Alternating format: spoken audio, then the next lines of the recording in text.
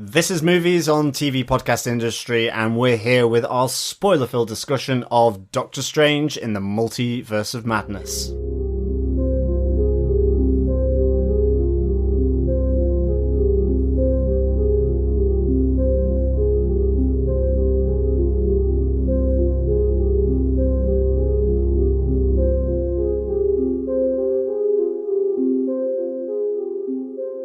Welcome back, fellow defenders and Cumberbutches and Cumberbitches as well. Yes, this is Movies on TV Podcast Industries, and we are here with our spoiler-filled discussion of Doctor Strange in the Multiverse of Madness.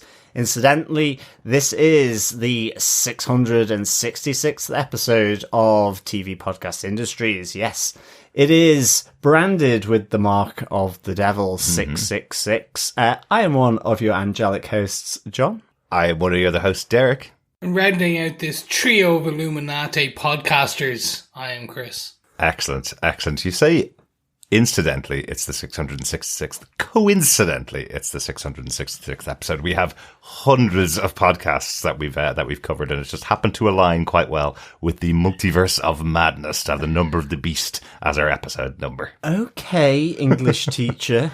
I was going to say both literally and figuratively. There you go. This is the 666. Just to really start to screw with the grabber people. I know. Yes, grammar police, be warned. It will be riddled with grammatical pronunciation mistakes all the way through this podcast. But welcome, fellow defenders, fellow strangers, I guess. Maybe. I like that. To the podcast talking all about Doctor Strange in the Multiverse of Madness. It is a spoiler-filled discussion of the movie as well. Yeah. But we will be giving just a short, non-spoilery thoughts on the movie to begin with. So if you haven't watched this movie yet, then you can at least listen to this little section of the podcast before going to watch the movie and coming back and listening to our multiversal tones on Doctor Strange in the Multiverse of Madness. Yes, absolutely. We are MCU fans overall. We've said it many times before, but if you're new here, John is our resident Doctor Strange fan, absolutely loves the comic books and has read almost every iteration of Doctor Strange so far. So he is our center leader of our Summer of Strange, as this started many, many years ago when we did our first Doctor Strange podcast. Before we go into the podcast, I just want to give a quick shout out to Natalie, who sent us an email. Natalie used to listen to us when we were doing Gotham TV podcast, and she catches up on occasional movie podcasts. So she's going to be listening to this in a few months' time when it comes onto streaming. I just wanted to say hi, Natalie. Thanks so much for reaching out. It was lovely to hear from you after a couple of years where you've been behind us on podcasting. So, but she has caught up. She's a huge fan of Doctor Strange and caught up on all the other Doctor Strange podcasts. So hi, Natalie. Excellent stuff, Natalie. Welcome aboard the Strange Express. That sounds like a train that you really don't want to go on. No, it sounds like a weird boat cruise, I guess. Or no, not even a boat cruise. It's one of like those ferry cruises where you're the ones that are getting COVID all the time now. So it's like, you went on a ferry cruise, you got COVID. Well, what did you expect? There you go. That's the Strange Express. But let me ask the question, guys. Derek, what was your non-spoilery thoughts on the movie The Multiverse of Madness? Very quickly, because we're going to be going into full detail of our thoughts on the movie itself. But very quickly, I really, really enjoyed this movie. As soon as I accepted what it is, it's Doctor Strange 2.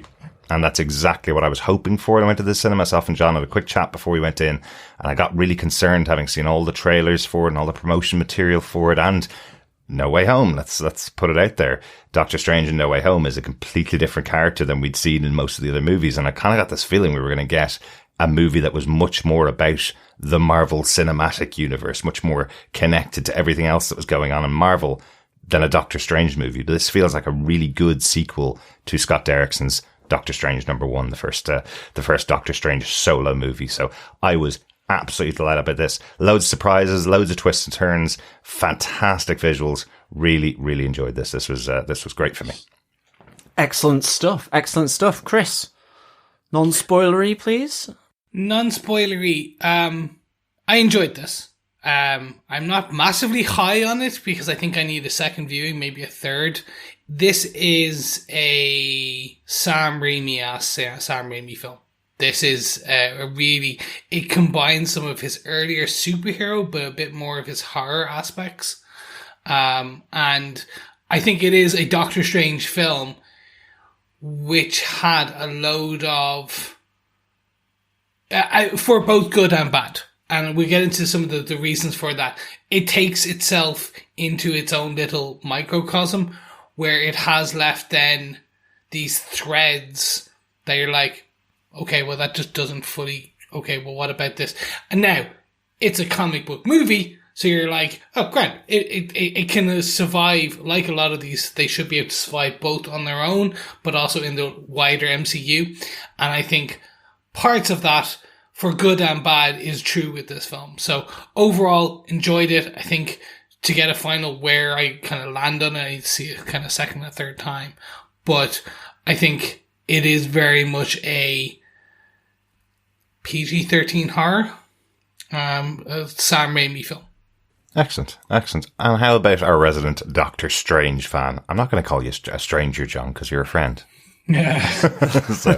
So fellow Defender and Doctor Strange fan, what did you think of Doctor Strange in the Multiverse of Madness?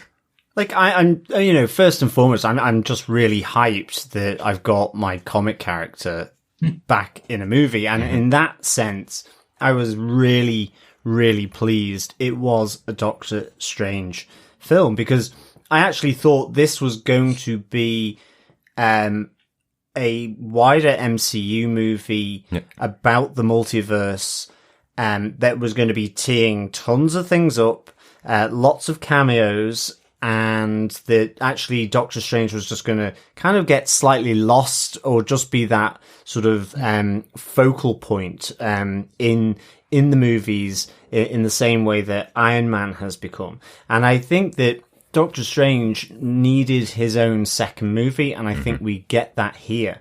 In fact, I'm more kind of wondering why it doesn't necessarily connect as much as I thought it was going to what potentially might be Phase 4. With the exception that it does set up a big concept here in the movie, which we'll get to later. I think I definitely need to see it a second time as well, in the sense that this is a roller coaster ride. This is a bombardment of the senses, and you'll either enjoy it or you probably might feel a little uncomfortable with just the pace of this movie. It is throwing lots of things at you with really very little time to breathe in between in a lot of cases. Having said that, it has some really good, quieter, intimate pieces as well. So I really, really enjoyed this movie. I definitely need to see it again for sure. And I will be seeing it a third, fourth, fifth, probably, 666th time as well. But I thought this was really good, and it felt like Doctor Strange, in terms of that serious surgeon who's a bit arrogant, was back. And I think that is this character in some respects. What we saw in No Way Home, whilst really good, felt flippant in a way that was irresponsible. And he isn't that. Yeah. For sure. As you'd seen in Infinity War and Endgame with the choices he had to make. So I thought this was really, really good. My final non-spoilery thing is America Chavez is fantastic, and I can't wait to see her become more sorcery as well. Yes. Yeah. The one thing I'll add is, now that we've got our non-spoilery discussion points, kind of our thoughts out there, 45 to 60 days, it'll be on Disney Plus around the world, and it's going to be enough that you're going to want to watch this multiple times, and it's going to be good. Yeah, my final spoiler-filled thought on this, myself and John went to see this in IMAX 3D. I think this is the first IMAX 3D movie I've seen in a number of years. Yeah. And it was well worth it for the experience. See this on the biggest screen you possibly can if you get IMAX. And if you're okay with 3D, I know a lot of people don't like 3D, but if you're okay with 3D, this is magnificent on the big screen. So try and get to see that version of it if you can. Yeah. Well, because that, as Chris said, if it's only going to be 45 days before it comes on TV, watch it on the biggest screen you can while you have the chance. Like, I certainly would also like to see it on IMAX 2D as well. Yeah. Because it was good. I think with the 3D, yes, it was phenomenally good. But I haven't seen a 3D movie in such a long time. I think I was going slightly cross-eyed. And as well, it's what I remember from 3D movies were like, you know, Benedict Wong looks really, really young here. Like he's changed and gone through significant amount of cosmetic or actual non-cosmetic surgery. And I'm just wondering, is that the projection for the 3D? Because I saw it in 2D and he looks like Benedict Wong as per usual. Wow, he looked very different than he did in Shang-Chi and in No Way Home. He looked a lot younger.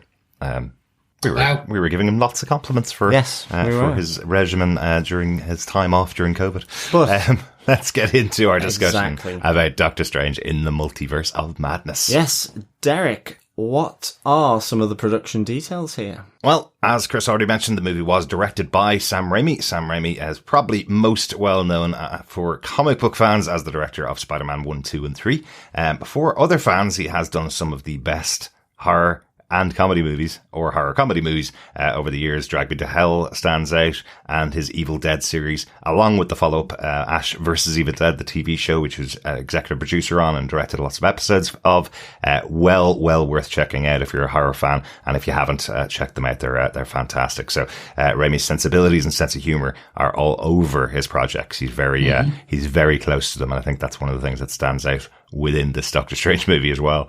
The movie was written by Michael Waldron. We know Michael Waldron very well. He was the head writer on Loki, and he is tapped for a new Star Wars movie in the future. Interesting. So getting lots of work. Yeah. I think it's the Star Wars movie headed up by Kevin Feige. When he's coming over to do his work on Star Wars, he's tapped Michael Waldron to write that project. As with most Marvel projects, there is a huge team in the background writing these movies, so Michael Waldron is considered the head writer for this movie as well. Yeah, and I think Michael is also coming back for Loki season 2. I don't think he is, actually. I think he just made his announcement last week on the press tour that he's not coming back for season 2 of Loki. But I'd have to clarify that. All I saw was writer for Loki not coming back next season, so I think it was Michael Waldron that is moving on. It's the other Waldron, not Michael. It's Mikhail Waldron. It's his variant. That's it for the non-spoiler part of the podcast. If you haven't seen the movie yet, go see it and then come back to us. John, do you want to kick us into our spoiler-filled discussion with your spoiler-filled synopsis for Doctor Strange in the Multiverse of Madness? Sure. Warning, fellow defenders, this is long and has a lot of different strangers in it, for sure. Yeah. Much like the film. Chased by a demon in the space between universes while searching for the Book of Ashanti, America Chavez has a power that the demon wants.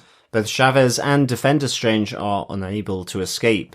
With Chavez captured by the demon and with Strange injured and weakened, she will die if her power is extracted from her by the demon. Seeing no alternative, Defender Strange's only option is to take the power himself, killing Chavez. But Strange is killed, and Chavez accidentally creates a portal with her power that transports her and Strange's corpse to Earth 616, where Dr. Stephen Strange and the Sorcerer Supreme Wong rescue Chavez from a rune-studded octopus demon. Recognizing the runes on the demon, Strange consults Wanda Maximoff for help, but he realizes that she is responsible for the attacks. After acquiring the Darkhold and becoming the Scarlet Witch, Wanda believes that controlling Chavez's power will allow her to reunite with her children Billy and Tommy, taken from another universe after she lost them in Westview. Strange refuses to surrender Chavez to Wanda, and she unleashes the Scarlet Witch against Kamatage, killing many sorcerers. As she hunts Chavez in the ruins of Kamatage, Chavez, with no control of her power, once again accidentally transports herself and Strange to Earth 838. Wanda uses the Darkhold to pursue Strange and Chavez by dreamwalking. She takes control of her Earth 838 counterpart, but is thwarted by a surviving sorceress in Kamatage, who sacrifices herself to destroy the Darkhold and break the Dreamwalk. Enraged, Maximoff forces Wong to lead her to Mount Wundagore, a forbidden ancient ruin, to re-establish the Dreamwalk. While searching for help and trying to stop the Scarlet Witch, Doctor Strange realizes his counterparts in other universes have taken many different trajectories, but in each one he realizes that his feelings for Christine Palmer have been the same. As Stephen, America, and Christine escape Earth 838, their hope to retrieve the Book of Ashanti is crushed as Wanda destroys it. She takes over Chavez's mind, using her powers to send the others to an incursion-destroyed universe. Back in Earth 616 at Mount Wundagore, Maximoff begins the spell to take Chavez's power. In the incursion-destroyed universe, Strange uses its Darkhold to dreamwalk in the corpse of the deceased Defender Strange back on Earth 616. With Wong's help, Strange saves Chavez from Wanda, encouraging her to use her abilities. Chavez transports Wanda back to Earth 838, where she sees Billy and Tommy recoil from her in fear while crying for their real mother. Wanda relents and uses her powers to bring down Mount Wundagore, destroying all copies of the Darkhold throughout the multiverse and apparently sacrificing herself in the process. With the threat of the Scarlet Witch gone, Chavez begins training at Kamatage, and Doctor Strange's use of the Darkhold has unintended consequences. In a mid-credit scene, Doctor Strange is approached by a sorceress who warns him that his actions have triggered an incursion that he must help fix. Strange follows her into the Dark Dimension. Oh, that was pretty exciting, wasn't it? That was very, very awesome. That final mid-credit scene, actually. Yes. As soon as I saw the purple, I was very, very happy.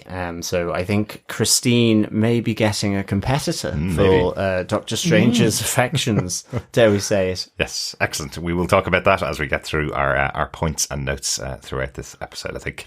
Yes. In terms of our top 5 points for the movie, we'll be taking a slightly different slant, and we, instead of using our usual top 5 points, we're going to take it incursion by incursion, our top 5 incursions. Yes. Of course, bringing one of the two concepts that were introduced in the movie here, the incursion, along with dreamwalking as well. Yes. I think that Nightmare Doctor Strange movie might be getting closer. I think it might be, yes. Dreamwalking is definitely an indication that one of Doctor Strange's biggest villains, Nightmare, may be coming in the future. I know Scott Derrickson originally wanted Nightmare in this film. That was his original concept for Doctor Strange 2, but plans changed. Things moved around quite a lot within the MCU, and now we have the Multiverse of Madness instead. Yes, although I did notice Scott Derrickson still retained an executive producer credit here on the movie. So understandable. He did work quite heavily on the creation of Doctor Strange 1 and the concepts and all the characters that were involved in that were all from his original vision. But as you say, John, let's get into incursion number 1. Let's start out with the new character that's on the scene here, the arrival of America Chavez, which is the whole opening sequence. This is being introduced to a new universe, a new Doctor Strange that we haven't seen before. I guess there's some universes where Doctor Strange has got a ponytail. I know, it's a shame, really is. He's one of those, like, you don't want that. Don't be that strange. It could have been a top knot. It could have been a top knot. Yes, that would have been. That would have been the only thing works. But I have to say, I love when our Doctor Strange, let's call him in 616. I love how Benedict Cumberbatch delivers that line of I guess in some universes he has a ponytail. Great stuff. This is a different Doctor Strange than we've seen before. We had talked many times over the course of all of the TV shows that were on Disney Plus, and all the trailers that were coming up, all the shows that you may need to watch. The trailers for Doctor Strange seem to indicate that we'd be seeing loads of characters from What If, loads of characters from Loki or from other shows that were on TV. Interestingly, all of those proven wrong. We don't have any Marvel Zombies in here in the connection to What If. We don't have a connection to the evil Doctor Strange, I guess, or the Sorcerer Supreme Doctor Strange that we had in What If either. This is another brand new Doctor Strange, the Defender Doctor Strange that we see here in this first Earth, with America Chavez as his companion. Ward. Yeah, I mean, it's interesting, isn't it? Because it feels like by the time we get to the end of this movie, actually seeing this at the beginning seems as though America Chavez has been on that journey numerous times already, with a Doctor Strange. And she even says, you know, mostly they try and take her power as well, like we see here. So it's really interesting that you get that moment where you see he's trying to save her, and in that moment there is, I can't do anything more. I'm going to have to take the power that you possess in order to prevent the demon from getting it. You know, and that is a little bit of a jar for me, because with Doctor Strange, certainly from No Way Home, that connection with Spider-Man, like, he's actually very open. You know, in the comics, you have Zelma as well, and like his companion almost, who then becomes a librarian at Doctor Strange's Bleecker residence, you know? So this was kind of a bit of a jar for me as they try and get to the Book of Vishanti in order to counteract. Well, we don't know that. We just think the demon at this moment, but ultimately this moment is, to some extent, replicated later on as him, America Chavez, and Christine Palmer escape Earth 838. Right. So I really like this, because I like the notion that Doctor Strange, being clinical and fairly objective or detached, I guess some people would call it, ultimately looks to sacrifice Chavez. Chavez says all the strangers that she's encountered have also looked to do the same.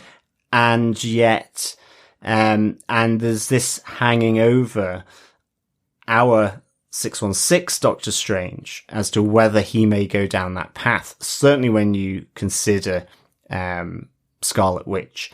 And given what we know of him and his relationship with Peter Parker and Spider-Man, and just that general thing, it was also a jar to me. Yeah. But I enjoyed the opening. It certainly took off, you know, the whole thing without any kind of sort of nice sort of relaxed entry into it. It was full pelt right from the get-go.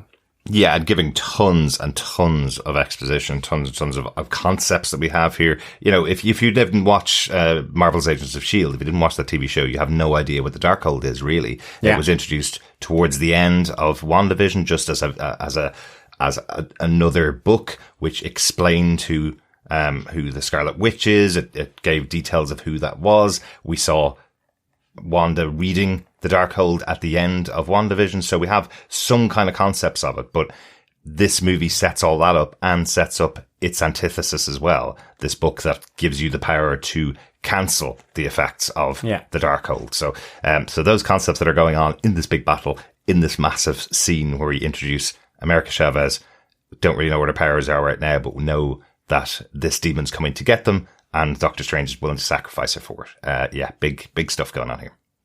Yeah, I really enjoyed, and I think the core thing here is it starts the film off at a full sprint nearly.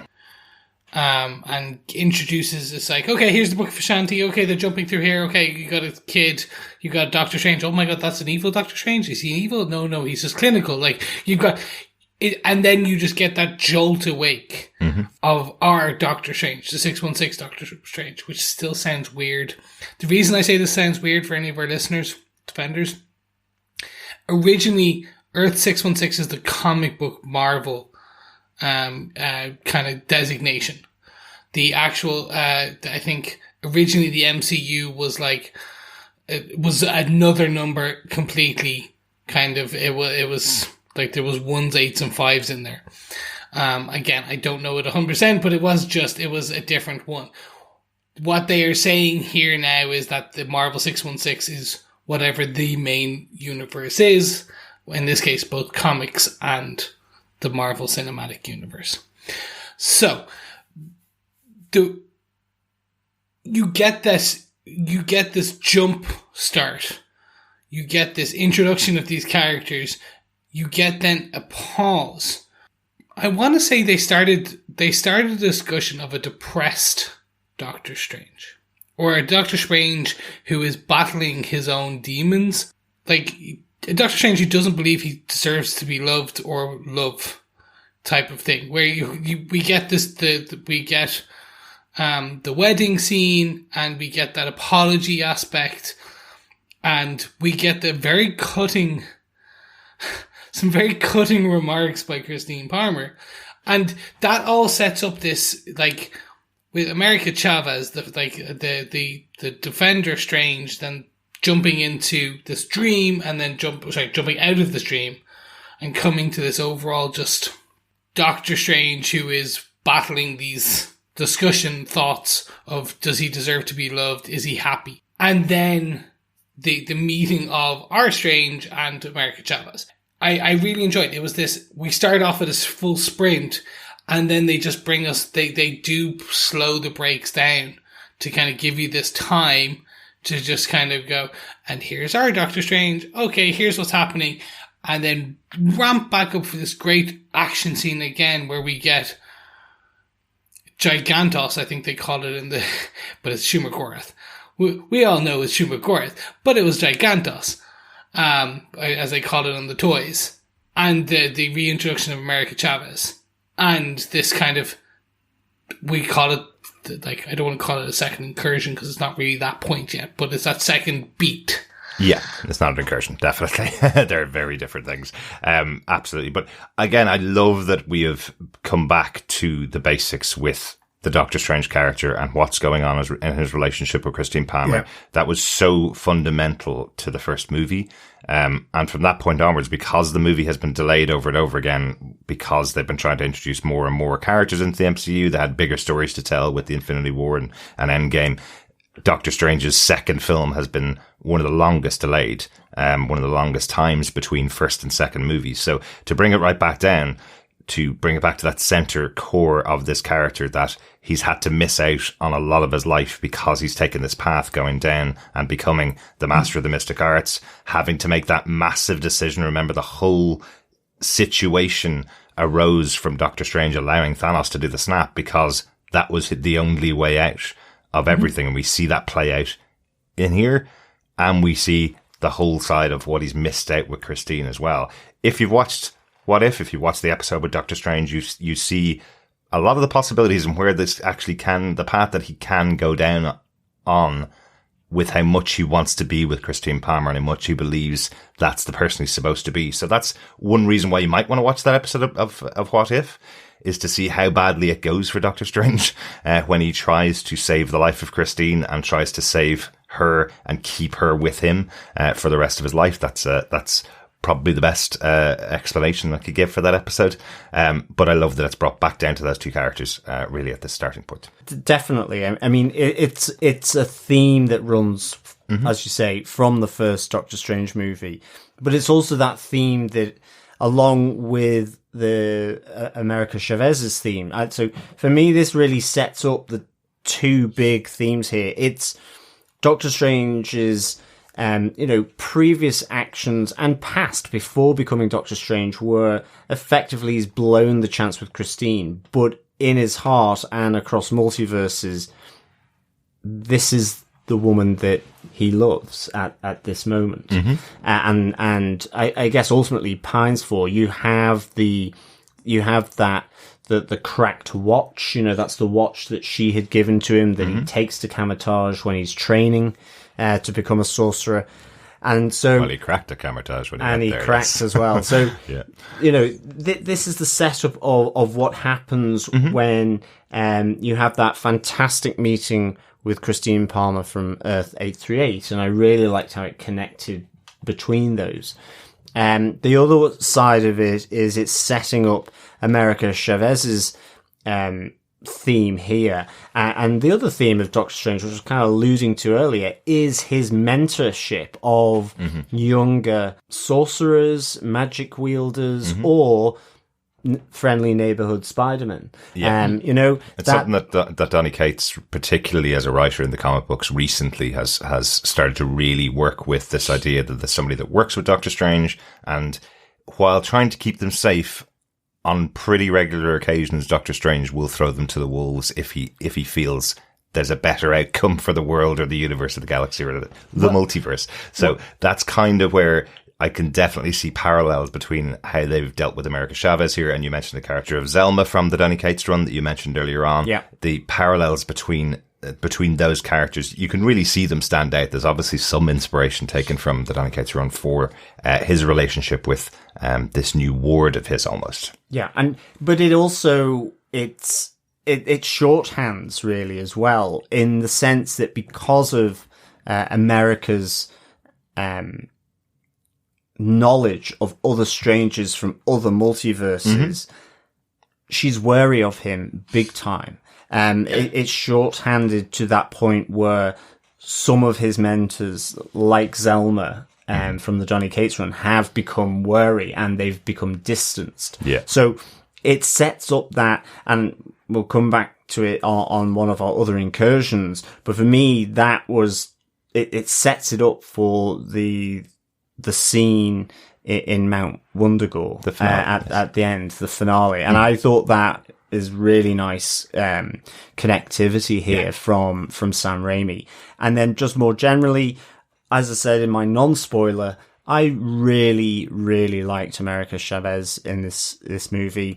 I loved her power and the star shape, you know, classic from the comics. I just loved how that operated.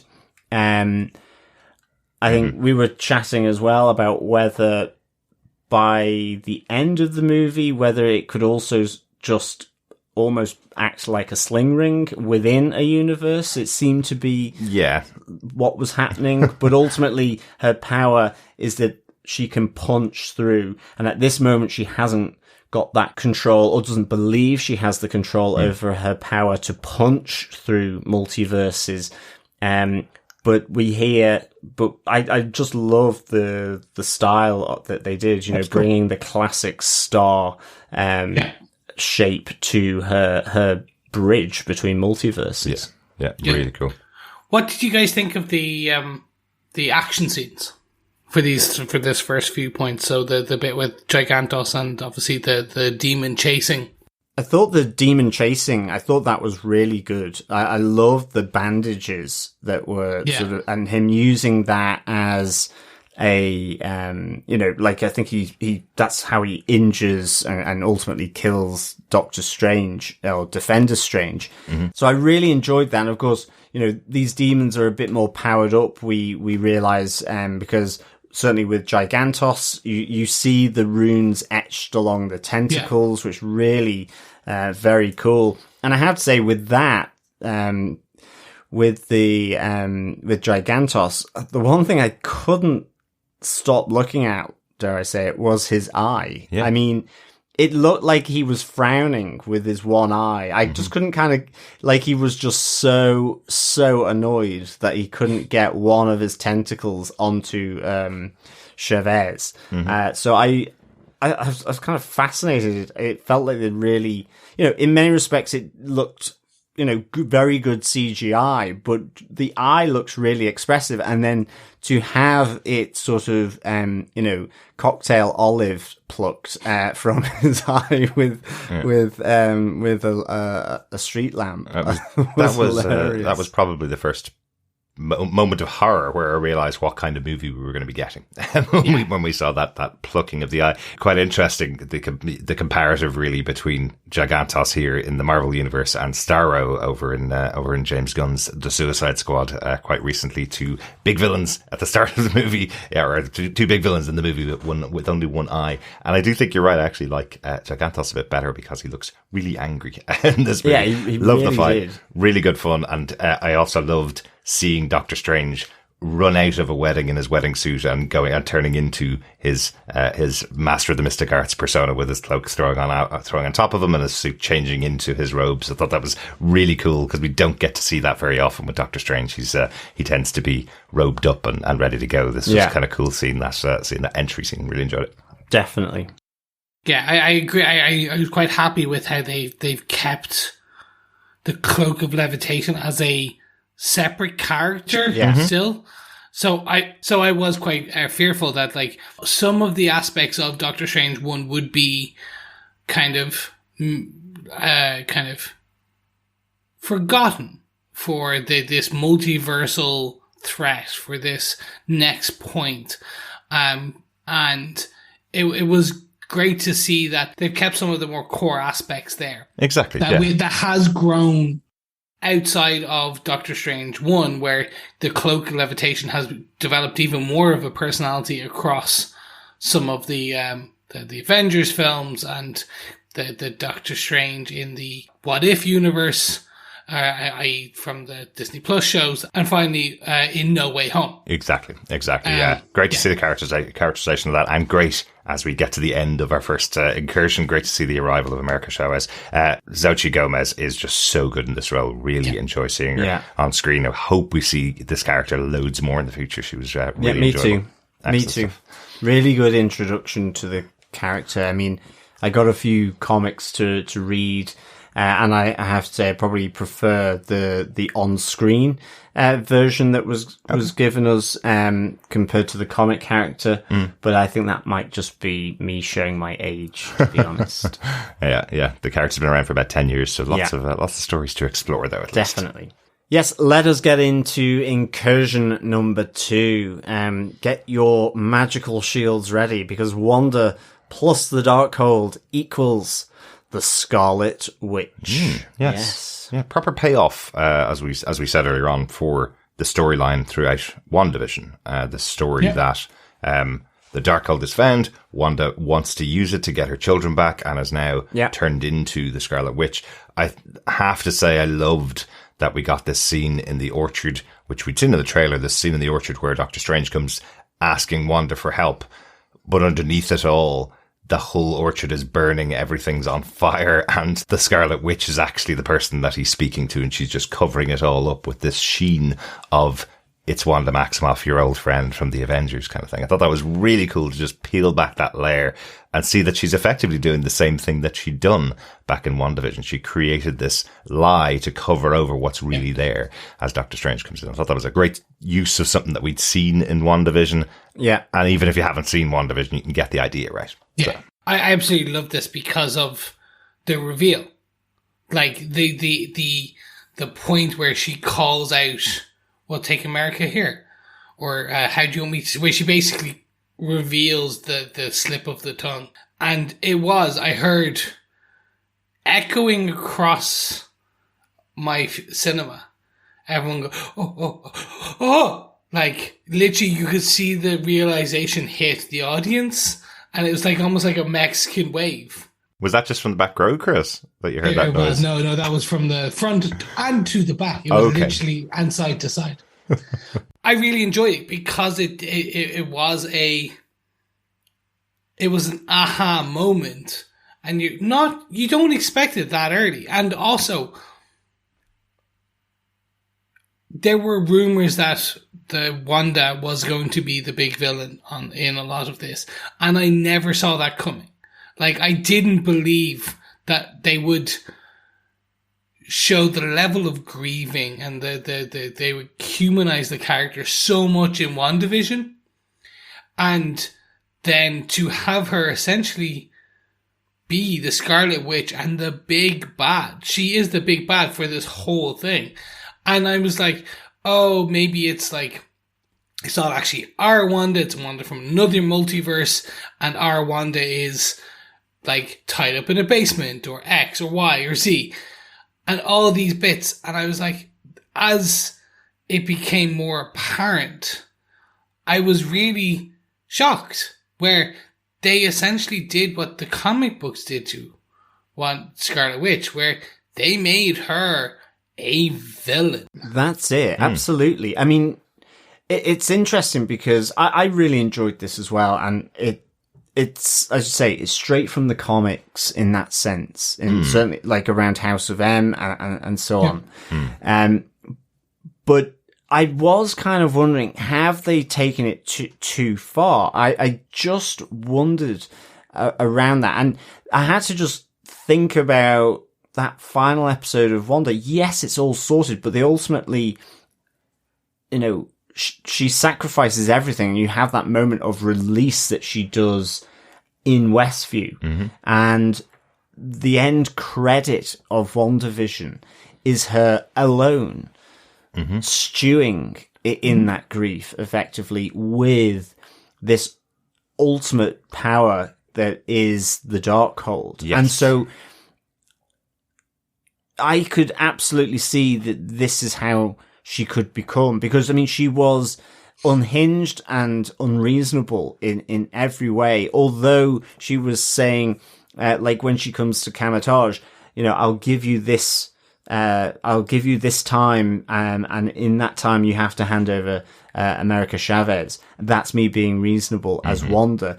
So I like that there was that glimpse still of her knowing about Stephen Strange and where she came from still. But ultimately, she's been consumed by her grief on her own, looking for ways to get her boys back. But it's so unreasonable what she's expecting to do with it in terms of stealing another multiverse's Wanda's children that are actually real. Because you could argue she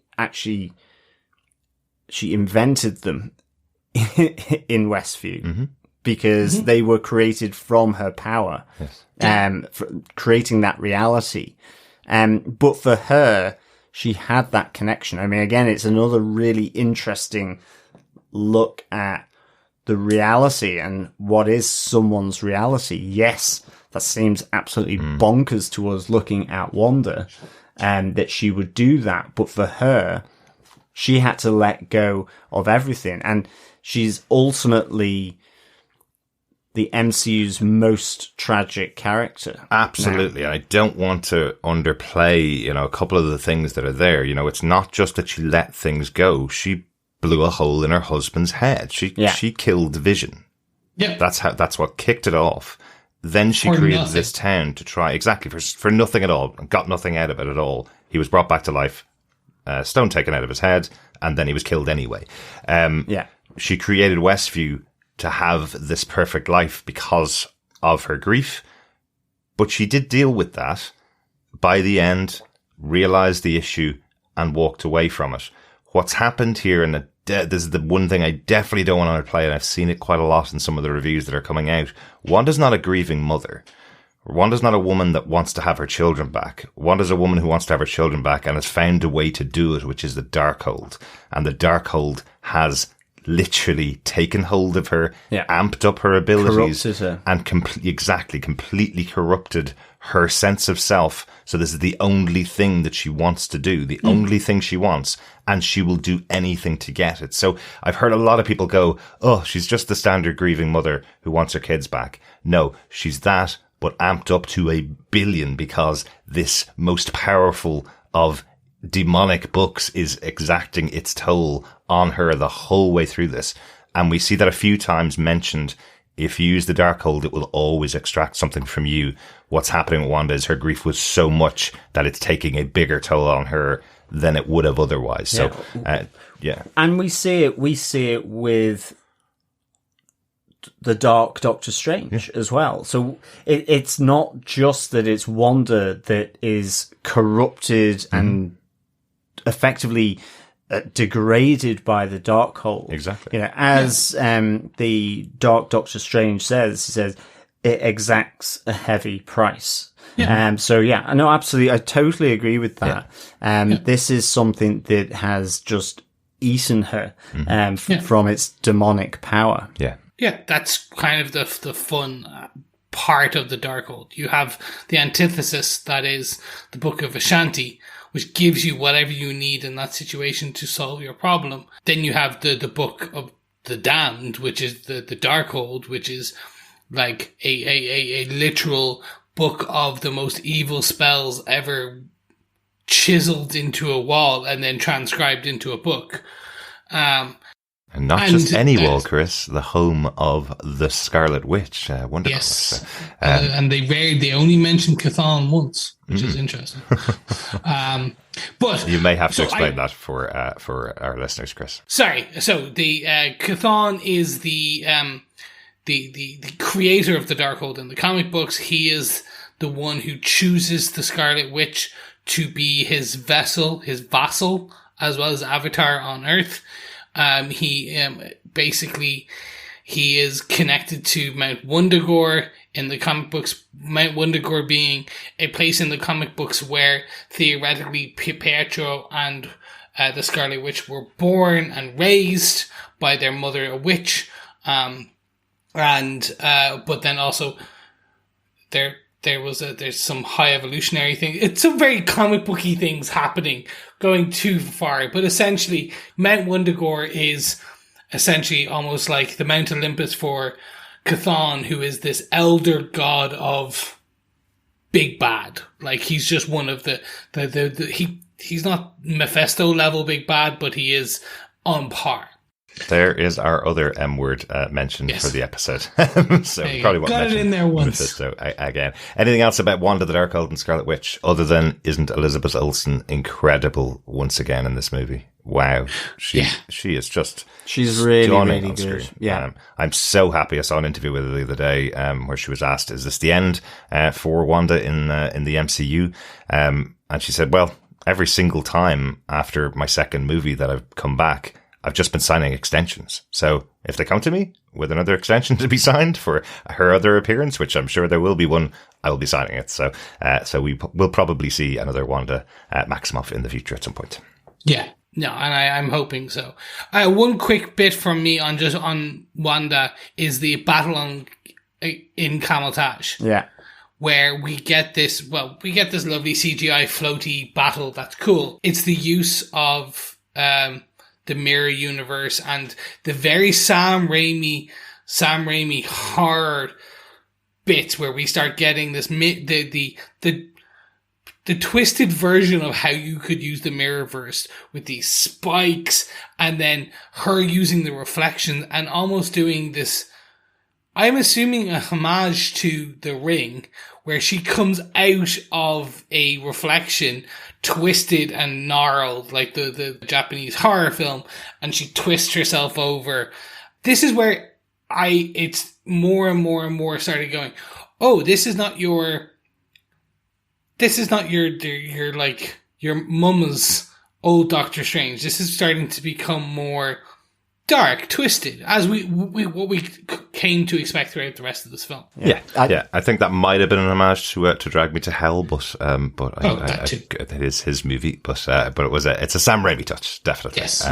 Really enjoyed it. I definitely loved that whole sequence where Wong and Strange are trying to effectively trap her in the mirror universe. I mean, it shows that despite all this sorcery, all these magic users, the Scarlet Witch, it shows how powerful she is, that even where other magic users would be trapped by these different incantations and different tricks that they can do, that she's able to understand it and flip it. And I loved then where they were all trying to sort of cover up the reflections in the puddles and on the gong.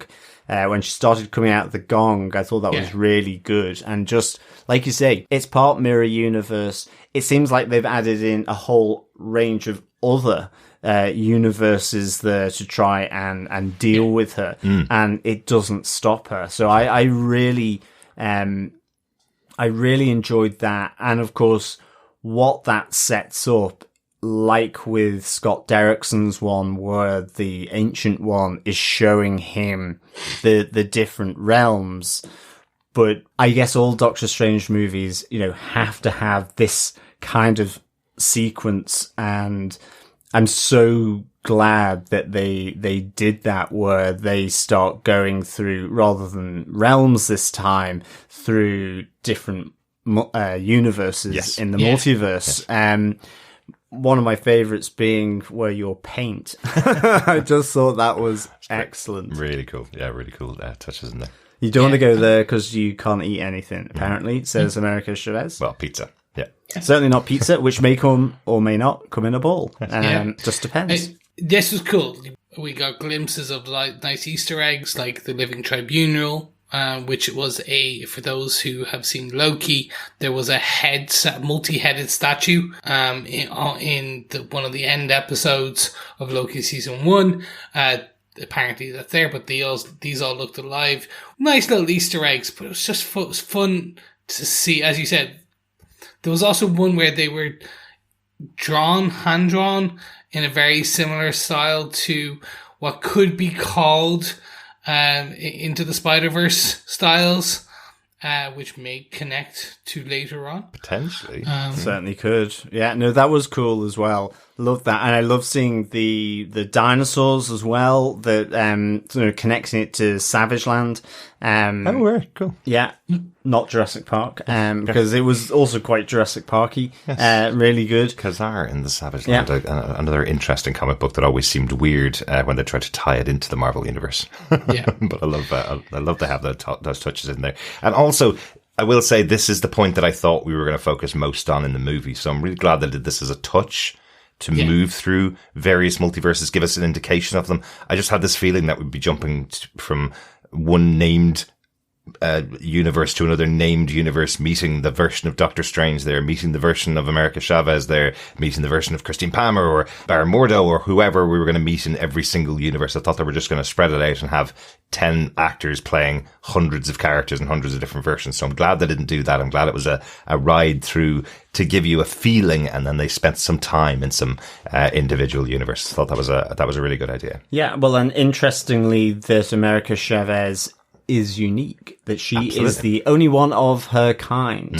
across the multiverse, and she doesn't dream. Yeah, and she doesn't dream. Yes, yeah, linking to that was a really nice concept, actually. That with Doctor Strange realizing, so our dreams are what happens in other universes. I thought that was a really interesting touch, because I think if you connected that to the dream realm with Nightmare, it could get really messy. Yeah. Yes, and that's the actual reason why America Chavez knows she's the unique one in the multiverse, because she doesn't dream at all, so she knows she has no other alternates. There's nobody else in the universe like her, which is cool. Or in the multiverse like Indeed. her. So, very cool. Indeed. Should we go on to the killing fields, should I say, to our incursion 3? Or should I say the Illuminati eliminated? Yes. Which sounds as though they've just been eliminated from a quiz show rather than killed, I guess. But yes, indeed. I was kind of going a little Doctor Who-y, like, you know, in the elimination is kind of similar to extermination, you know. So, okay. So maybe Illuminati extermination. How about that? In the universe that we probably spend most time in outside of our regular universe that we've seen so often, we're in Earth 838. We finally meet Baron Mordo. The one presence that's been missing from the Doctor Strange movie so far. He was expected to be the massive villain, the massive human villain going into Doctor Strange 2, with Nightmare being the I'd say spirit villain going in here. But I love that because we've gone through these multiverses, you kind of think, oh, maybe this Baron Mordo is a friend of Stephen Strange's. Maybe that's why he's going to be really friendly with him. But no, he is the same kind of Mordo that we've seen before, a jealous SOB that wants the position of Sorcerer Supreme from Stephen Strange under any circumstances, as we find out later. But he's also a member of the group, the Illuminati, one of the lead members of the Illuminati. So we get revealed here, probably the biggest cameo. This was the one that everybody was telling you. You had to go to the cinema to watch this really quickly, or else the Illuminati will be spoiled for you, because they are filled with cameos here in this scene. Will we talk them through? Let's do it. Let's do it. So, starting out, probably the biggest fan casting for years, whether he's right for the part or not. John Krasinski is in the role of Reed Richards here. Interesting. They've chosen a Reed Richards who's a lot older than most of the MCU characters start out with. We see him as a father. It's mentioned that he's married and has kids in here, which are big characters from the comic books. Really interesting to see that he is in the lead position of the Illuminati, does most of the talking at least. So very similar to the Illuminati version of Reed Richards in the comics, which was cool. Really liked him in there. Who's next up? Well, obviously Baron Mordo is in there. We have a different version of Captain Marvel. We have Maria Rambeau as Captain Marvel, still wearing the original coloured Kree outfit that Captain Marvel wore. So she's in those colours, never changed them over to the blue, red, gold colours that Captain Marvel used, which I thought was a nice touch there. Definitely. We do get Peggy Carter as Captain Carter, which is this universe's version of Captain America, but not what we thought was going to be the Captain Carter from the What If universe. This is this universe's Captain America, Captain Carter. Exactly, yeah. But we do get a nice joke from her about Steve Rogers as your Captain America.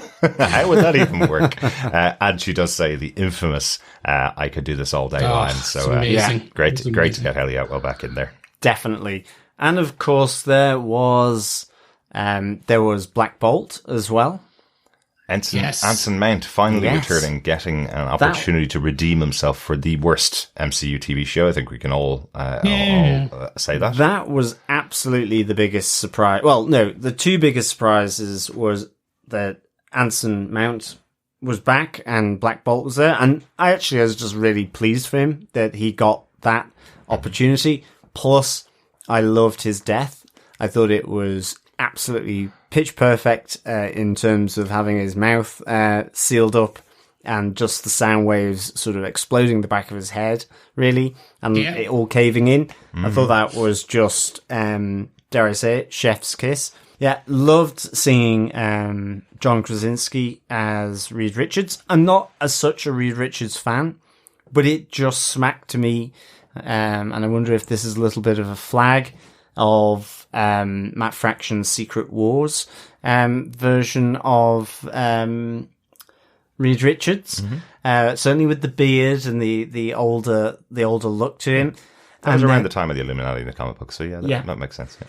And of course, there was Patrick Stewart as Professor Charles Xavier in his yellow June buggy or his Only Fools and Horses Robin Reliant, or in his yellow submarine shop mobility scooter, all harking back from the animated show from the 1990s. Absolutely, an iconic version of Charles Xavier, wearing the green suit as well, that he wore pretty much in every episode of that show.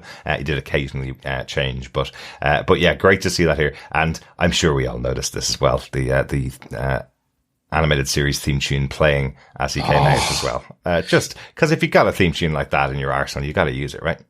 Can I just say, I fully expect that when the X-Men are introduced to the Marvel, I cannot wait for that theme tune to play over the opening credits titles of the Marvel Studios. You know, the one where we get we get the Captain America theme as it kind of goes through the Marvel Studios and shows them but that theme tune there, this Danny Elfman's version of this X-Men universe in the Marvel Cinematic Universe, it's just, it was I heard it and it was just like, this is brilliant. Yeah, it just really felt like Elfman was just using the sample because it sounded exactly like the animated show. I presume, of course, when this show is continuing, the X-Men animated series from 1997 is coming back. It's being animated at the moment, so lots of new fans are going to be coming on board seeing this version of Charles Xavier as well. So that's kind of cool. Yeah. That is the Illuminati. That's the whole gang of them. John, you've already mentioned the death of Anson Mount. Definitely when Black Bolt appeared on screen, I was like, wow, this is awesome. I know Anson Mount's very, very busy over in the Star Trek universe. He's now Captain Pike in his brand new show. So I knew he wouldn't be coming back as Black Bolt, but at least he got one opportunity to wear a comic book accurate costume and have a moment, which was a massive moment. We got a real sense of who this character is from this universe's experience with Doctor Strange. Doctor Strange, Absolutely. in this universe, used the Darkhold to take care of Thanos. He took the Darkhold out, used the power, and took out Thanos off on the planet where our Doctor Strange, or a regular Doctor Strange, made his decision to allow Thanos to snap the universe. So I thought the interesting thing with that as well is just before that execution from the Illuminati, but delivered through Black Bolt, which I just thought was really good. I was just so pleased for Anson Mount, given what happened with Inhumans, that, you know, he also got a little bit extra other than his untimely death at the hands of the Scarlet Witch. But I just thought it was really good. And as they pan in towards where he is effectively executing this world's, or this universe's Doctor Strange, you do see a dead Thanos as well on his planet. And I missed it. I don't know how. I think it's because of the IMAX screen being so big. I was taking in everything that was going on around, and I missed Thanos, a dead Thanos on the screen. I absolutely love this. Yeah. I see people crying fan service for Krasinski, for Anson, for Peggy Carter.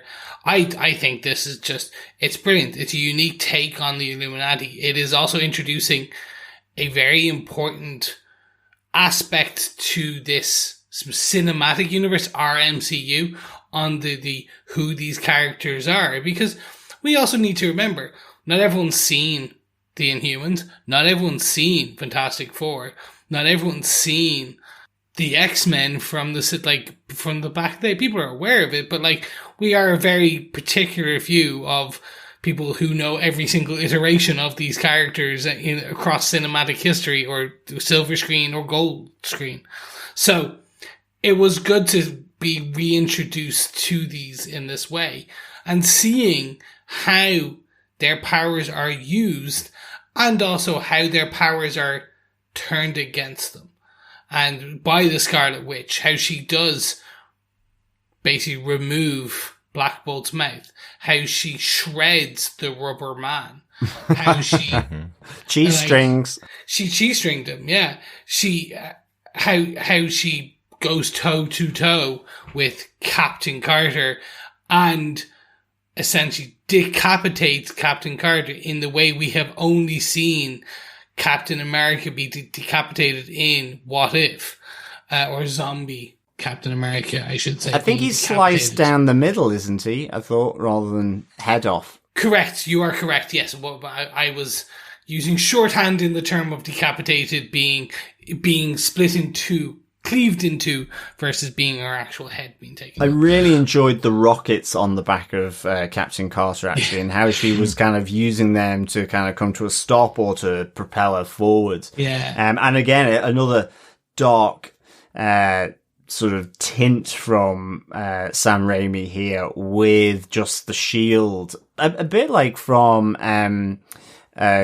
the Captain America series, with the blood of Captain Carter running down it as well. So, and it's interesting because you're right.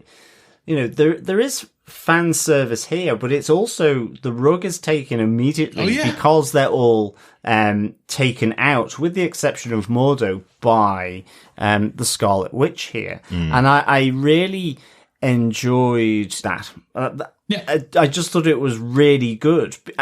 But nonetheless, they've introduced these characters. And what we can say is that Wanda looks the same throughout all the different multiverses that we saw her in. Doctor Strange did. So chances are, potentially it's the same here. It's just different trajectories. So it could be the casting, ultimately, in some respects, for some of the characters that will be being, or more likely to be introduced with the announcement of Fantastic Four. But I'm not saying it is. Yeah. It might not be. It might be totally wrong. So I thought this was really, really good. It introduced the concept of an Illuminati as exactly. well. Yeah. Exactly. So I really enjoyed this whole section within 838, and it was something different, because what other Marvel movie would have killed off all those top tier sort of heroes, effectively. I suppose well. the central concept of the multiverse is infinite possibilities, infinite realities. We have got this introduction to the Illuminati, all played by the actors they're played with in this movie, all slaughtered and all killed.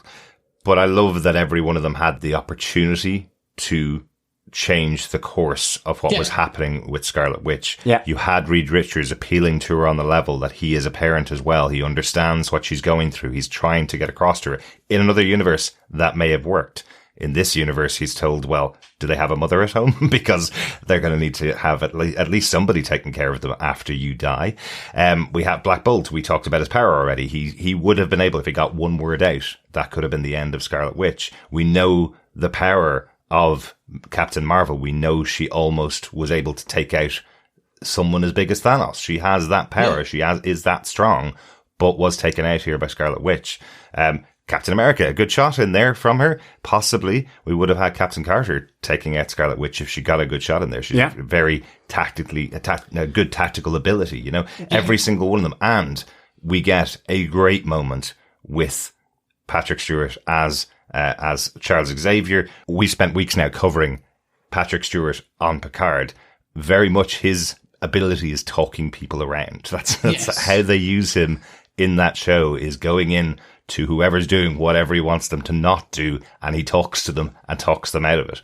In here, we have a scene of Charles Xavier doing something similar. In this case, going into the mind of Scarlet Witch, talking to the version of Wanda Maximoff from this universe, telling her and trying to get her to safety. I absolutely did not expect Scarlet Witch would be coming up behind him in that awesome red fog and snapping his neck inside this vision. But another possibility for another universe of how this could have been stopped. So love that that's how they played it out. I love the little mind waves coming from Professor Xavier as well. Just a really good little nod again to with the animated series. I think also, just whilst we're on Earth 838, there are two other things.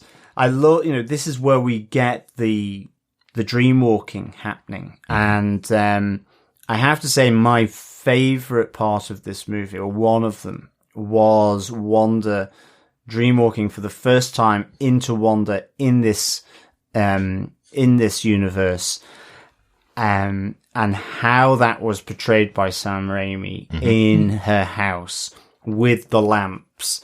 It felt very Sam Raimi-esque. Just the creation of those shadows, the lighting and how the camera was tilted from above and from below. It really, that was just a fantastic sequence of it really put me on edge. It really unnerved me as to what was happening. Whether Tommy and Billy could sense this, whether they would hear Wanda in this universe as she's getting possessed. And I just thought this was just so well done. And then the other part is just coming back to the idea of the theme set up with Christine was, where she explains to Doctor Strange here, she's the one that lays out the different Earths, and how they characterize the different universes. She is the one that doesn't want to go anywhere near him at this moment. She's quite happy to keep her distance. And I kind of really enjoyed seeing Christine Palmer in this new setting as a senior researcher and scientist at the Baxter Building for Reed Richards. The Baxter Foundation. Sorry, yes, the Baxter Foundation, studying the different multiverses. I really liked that. And then her coming on board with Doctor Strange and America Chavez as they're running from the murderous Scarlet Witch. Yeah. Before we get to the Nexus point where they get to the Book of Ashanti and that kind of chase sequence, one huge bit that has been introduced here, and we've been using these points. We've been talking about it for our points, which is incursions. This is an aspect that has been brought in from Jonathan Hickman's New Avengers run all the way up to Secret Wars. And one of the biggest potential, and like this could be our big bad. We thought Kang was going to be the overall kind of the overall phase aspect, but actually this incursion threat is really huge.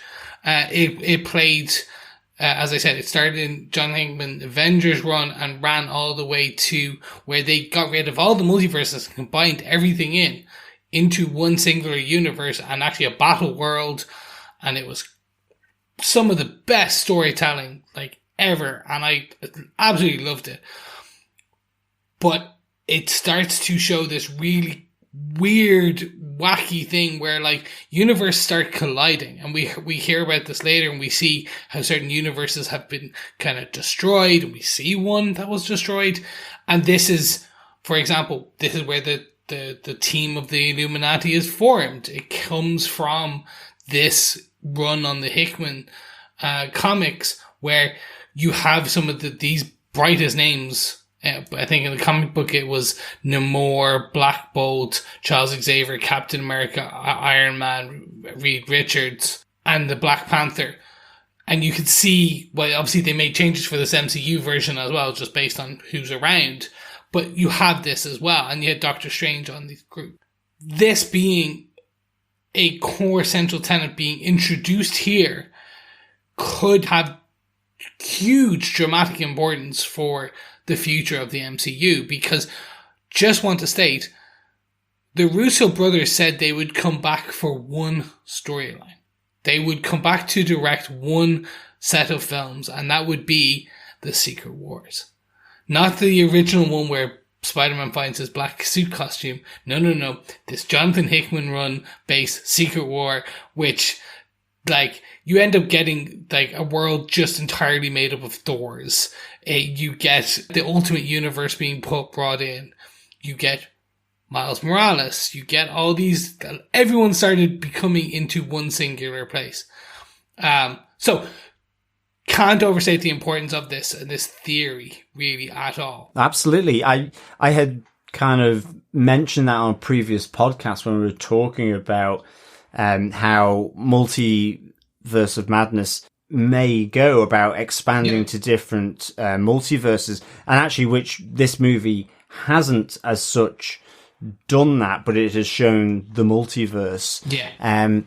That if they wanted a way to bring it all back down to a single universe again, it is Incursion, it's Secret Wars, it's that run. And sort of knowing that there are Fantastic Fours around now in the multiverse, it's always a possibility. I would be more than happy if that is where Phase 4 is going, quite frankly. That's my own personal kind of thought on that, because I adored that run. I really, really enjoyed it. So yeah, in that run, the big bad was Doctor Doom, who presided over this singular universe. You could easily just do it with Kang being in that instead of Doctor Doom, and there you've got it. That's how you condense the Kang storyline that's going on across multiple places and this Incursion storyline, and it still is fantastic. But that's just something, and we'll see how that pans out over the next while. But it does get us to this nexus point where they are being chased, where they need to get to the Book of Shanti. And we get this, like, old school horror, like, the good guys running from the unstoppable force that is literally ripping through doors. I didn't think they'd do it, but they, like, after the third door, I thought it was, like, one door too many.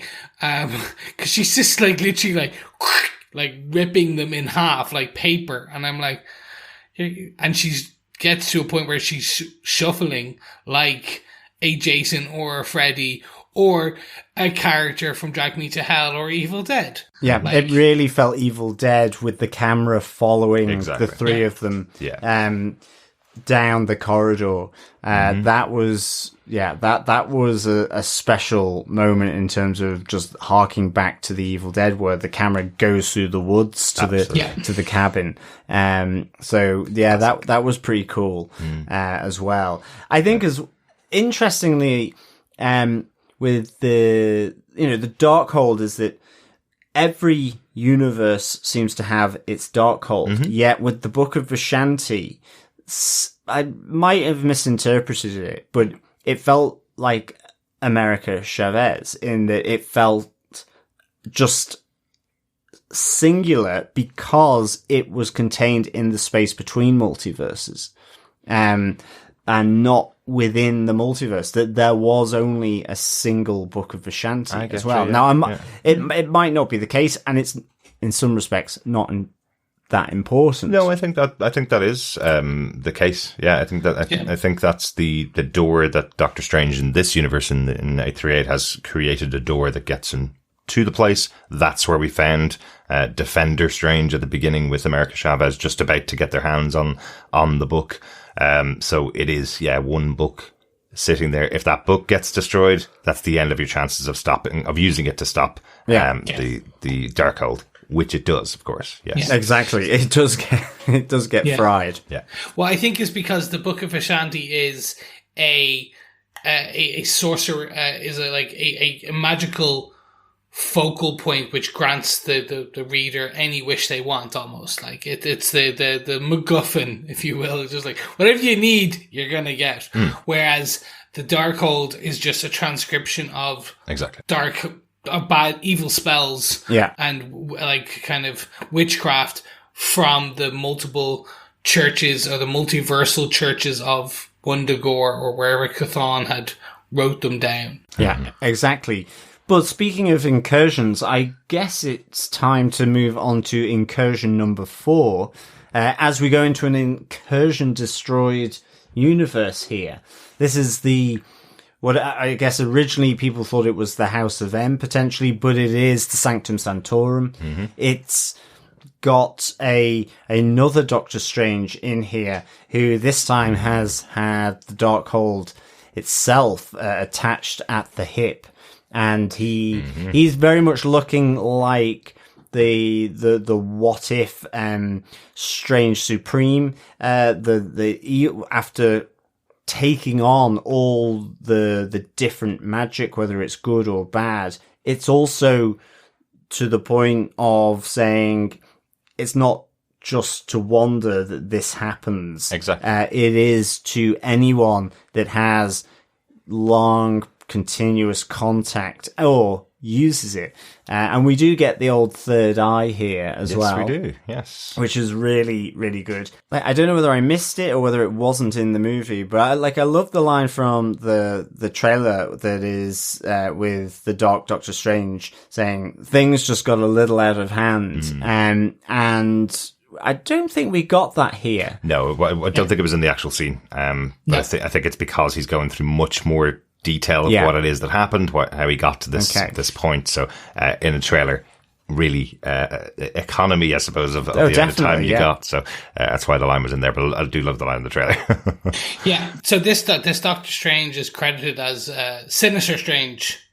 And I think it's the fact that what we learn here is it's not just the Doctor Strange from the 838 universe who's willing to do bad things, i.e. use the Darkhold to stop the incursion or to stop Thanos. What we see here is this Doctor Strange used the Darkhold to attempt to stop an incursion and ended up causing or missing or misfiring and causing the destruction of his Earth. Or essentially along those ways, like he used the Darkhold that started off the incursion. And that's what we also learned later on from the use in the 838, or sorry, earlier I should say, from the use of the Darkhold in the realm of 838. The use of the Darkhold to destroy Thanos kicked off an incursion that then they were managed to stop through using the Book of Vishanti, but this universe is Doctor Strange or Sinister Strange didn't have that option and just kept becoming more and more corrupted by the Darkhold. Yeah, I think the other interesting thing on that is it does link to what the Illuminati were saying about Doctor Strange in their eyes is the most dangerous person within the multiverse. Because of what's happened, what can happen, and so, leading to them executing him. So it certainly links to that. It's the things. It's the things he has access to, the knowledge, the abilities he has access to, and what he's willing to do with them when he believes he's making the right decision. Exactly. That is fundamentally the challenge with Doctor Strange, and fundamentally what he decides in this movie to do slightly differently, I suppose, than some other Doctor Strangers. But I love the tonal shift here, because 838 was so kind of colourful and bright, and here it is just washed out blacks, dark purples, blacks, and just a dead world from the incursion. And I felt like a place Agatha Harkness might feel at home. Yeah, absolutely. But I love the use of candles here. I love the moment where Doctor Strange, having defeated the Sinister Strange, looks to start to dreamwalk then in order so that he can go back and save America Chavez, because she has been taken at that moment where the Book of Vishanti has been destroyed.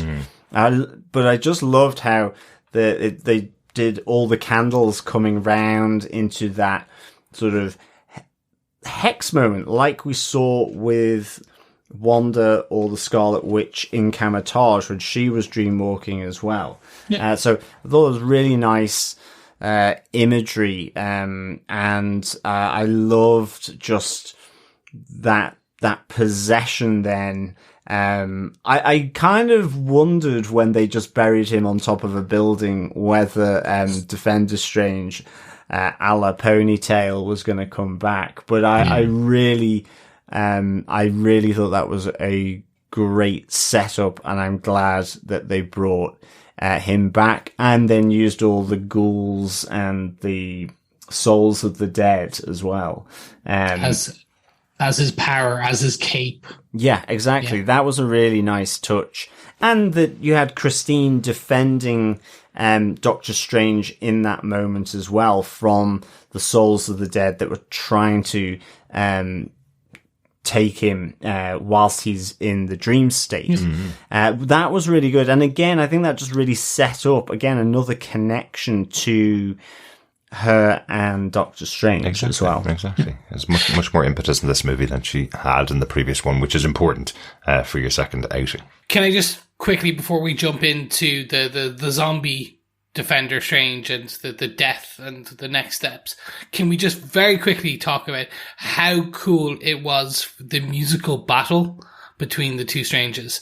Just actually seeing the musical notes being created and being used as basically magical ammo, and how the percussion and how the strings, and then just that final string on a harp, or the pluck on a harp creates the final musical note that kind of allows our Strange to essentially win the battle. I was like, it looked fantastic, and the notes and how the music kind of went up and down, and how the different percussion elements, and how it literally was.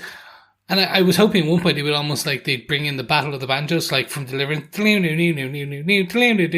It would have been great. Obviously not going to get that silly, but it was to that. It was a battle, a musical battle, and I was like, okay, cool. Absolutely. I was totally reminded of Fantasia, The Sorcerer's Apprentice, being the most famous use of music in Disney. That whole concept that's in there. Love that they brought that in to live action here with Doctor Strange. Very, very cool. But let's get back to the possessed Doctor Strange, the dead Doctor Strange, back in our 616 universe. Really enjoyed this. You kind of mentioned about the the cloak effectively being created out of the spirits. Loved the voices that were going on as they were talking to Strange here. They're really cool. Definitely reminders of the Necronomicon from Evil Dead right here. Hearing all of those voices and just awesome. Loved it. I love that in every universe, Doctor Strange has a different type of cloak that goes along with him. Cloak of Levitation is his normal one, but each of the universes that we've seen Doctor Strange in throughout What If, we saw that many times as well. So this one being a deceased Doctor Strange having a cloak of spirits was very cool. Yeah, of souls. Cloak of Souls. Yes, that's much cooler, John. I like it a lot. And then I guess we have the Wonder Core battle, the final battle as Strange arrives to try and save America Chavez with Wong as well. So we have the final showdown here between them all. Yeah, being a bit honest, this was a bit deflating for me. In that I was expecting a couple more minutes of back and forth of a literal fight. Where we didn't get that. It was very a quick resolution based on that part. They managed to contain her in a ball. Not really contain her. Then you get the damaged Strange appealing to, it's the Karate Kid moment to America Chavez that you had the power in you at all times. I like that. I like the resolution. I like how I just felt it needed a bit more, just a bit more battle, because what I wanted to see was a more the dead Strange versus the more crazy amped up Scarlet Witch, the Scarlet Witch who is in literally her prophesized temple as it is behind her, and with I want to see her call on more demons, and I just wanted to see it amped up a bit further. What we got was still good, and it made sense for the film that was being told. It was just, I was like, just give me a bit more. That's all. I'll have to disagree with you, Chris. I couldn't see this another battle with Scarlet Witch. It's been established here that she basically took out the entirety of the Illuminati in about 10 minutes.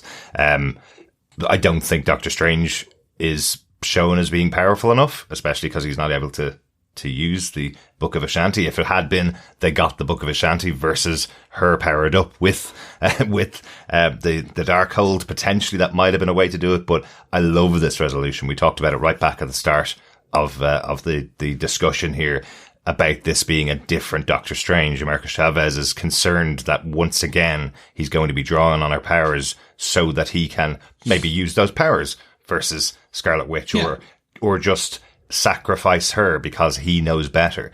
And he doesn't do that. I think the emotional resonance that's in here by not having a massive battle between the two of them, by just keeping her at bay between himself and Wong, keeping her trapped while America Chavez learns her abilities and becomes the superhero that she is inside. I thought that was really good. I really love that as a choice, instead of having a battle which he could only lose, the way it's been established. Yeah, sorry, and I'm saying I agree with you. I think that the resolution we got was good. I just wanted a bit more battle prior to the resolution. So a bit more of him getting his ass absolutely handed to him until he falls onto that step and then reminds America that she had the star power. She was the true star, etc., etc., etc. So it's just a bit it was just a bit more fight, a bit more bang, wallop, bit more spell, and then into the resolution that we got.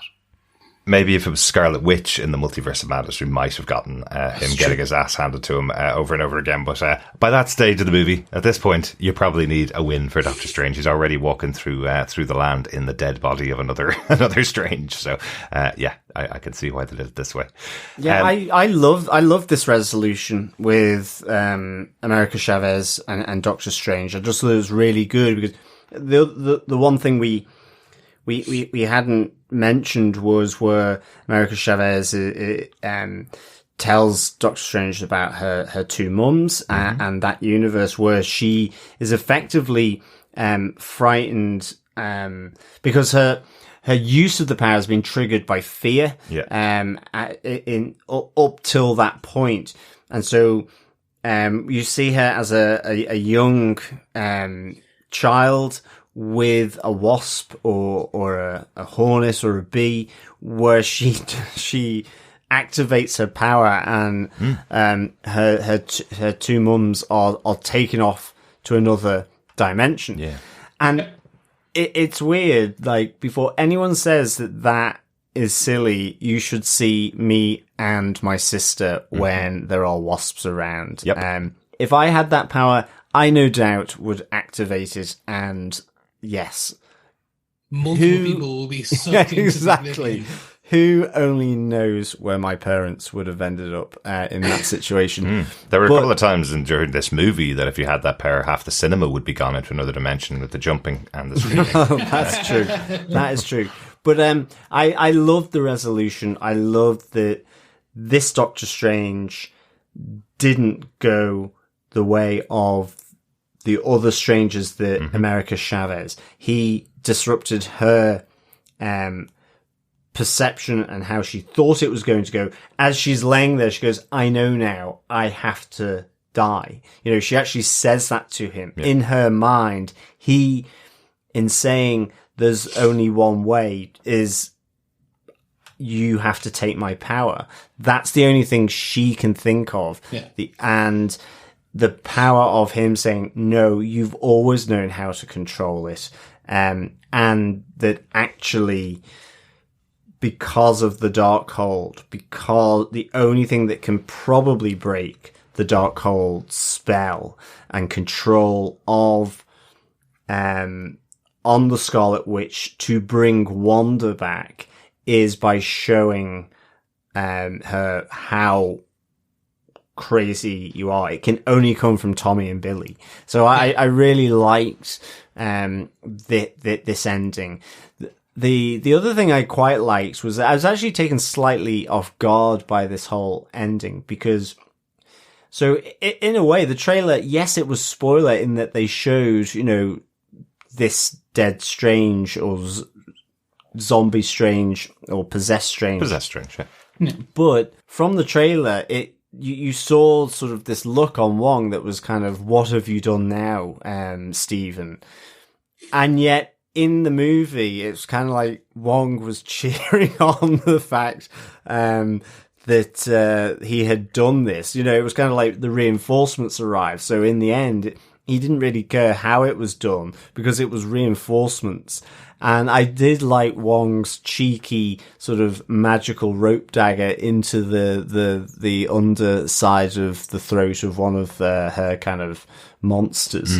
I like that. That was kind of quite classic as well. Yeah, very so cool. Yeah, I really like this. I think the only thing is, for me, is I think I just have a problem when large evil towers crumble to dust, because that felt very CGI to me in some respects. It almost felt like Sauron's place from the Return of the King, when his fortress in Mordor collapses at the end of the third Lord of the Rings movie, and I was like, oh, it just looks really strange. And again, I kind of got that here, you know. So it all looks strange, John. Yeah, it did. All roads lead to strange, and all roads look strange. It does tend to happen with IMAX and with 3D that things can look slightly different than you would see them in other versions of the movie as well. You know, some things can look too good on screen when they're crumbling, so you're suddenly seeing, you know, particles that you shouldn't really be seeing because it's all been created in computer, of course. But yeah, this movie has got significant amounts of CGI. Yes. But this resolution for Scarlet Witch and for Wanda, it's a massive end to her story. And again, you know, there's absolutely possibility that we will have Wanda Maximoff coming back in the future. But this choice of showing her what would happen if her children realized what she was doing effectively, if her children could see her like this, could see her possessed by the Darkhold, is a great end to that story that we've seen play out, I think, from the death of Vision all the way through WandaVision and now to the end of this movie. Her choice then to destroy the Darkhold across all multiverses is the decision that makes sure that this doesn't happen again for anybody else. So whether we see Wanda Maximoff back again, we can't see the Scarlet Witch, because the Scarlet Witch is possessed Wanda Maximoff by the Darkhold. That's the definition of what that Scarlet Witch is, effectively. So I like that's taken that off the table. That's the story of the Scarlet Witch has now been told in this sense, yeah? Yeah. So essentially the prophecy of the Scarlet Witch was one to be either control the world or destroy the world, based on what was written in the Darkhold. So I do like that. I'm very much attached to this character now. Mm-hmm. And like, it's an ending. It is very much an ending. Now, obviously, it's an ending with a question mark. Like, is this, she had destroyed the Darkhold across all universe and everything.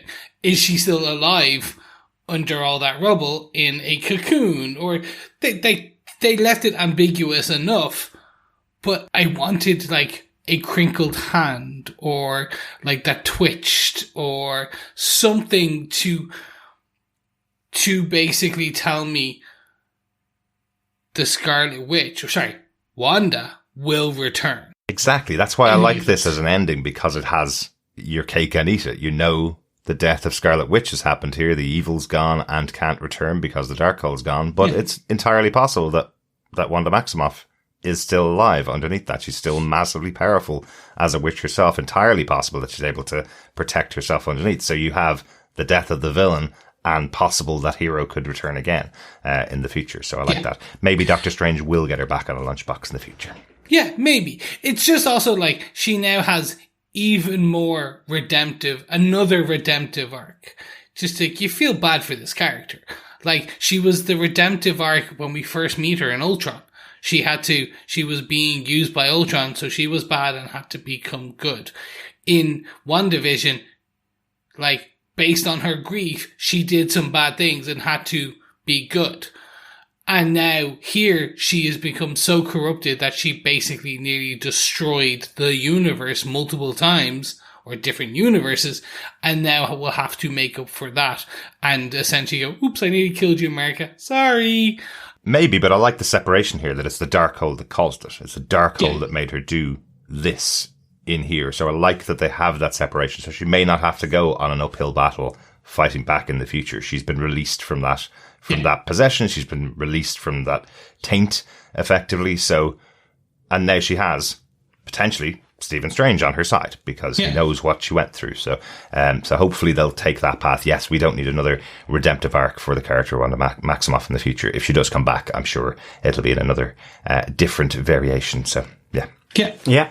Well, I think before we get into our Incursion 5 on the post-credits, just to wrap up this with America Chavez is being trained at Kamatage in the ways of sorcery and magic, along with a rake of new recruits, I guess, into Kamatage, and it's being rebuilt. But also with all this traveling between the multiverse by Strange, with his use of the Darkhold and the dream walking.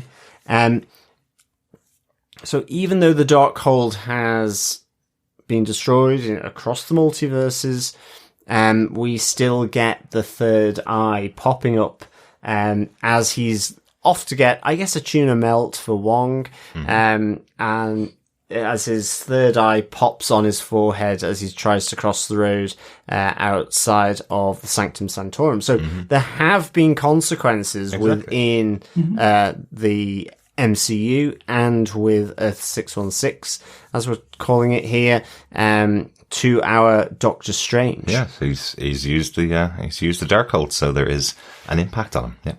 Yeah, I like that. The Eye of Agamotto is there. The other eye of Agamotto, the sorcerer, I should say, from the comic books. His third eye. It allows him to see the unknown, to reveal the unknown.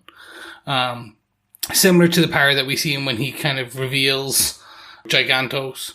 But like in the necklace, Eye of Agamotto that used to have the Time Gen, similar thing. But this now shows him the dark universe, the dark powers of the Darkhold, it reveals additional truths to him. I think that's what the comic book aspect was. So interesting that they're even showing this. Also, gonna look and freak out a lot of people when it's like, hold on, let me just open my third eye. Chink. Well, it's a bit more sort of eyeliner and mascara. Yeah, you probably would have expected that on the street when he fell in the center of the street, effectively, with this eye coming out as well. An interesting kind of end to America Chavez's story, that she's now going to be working with the sorcerers and learning that type of magic. There is a story now that she can follow. There's a path, because we've had her introduction here. She has got a path to follow to find her parents.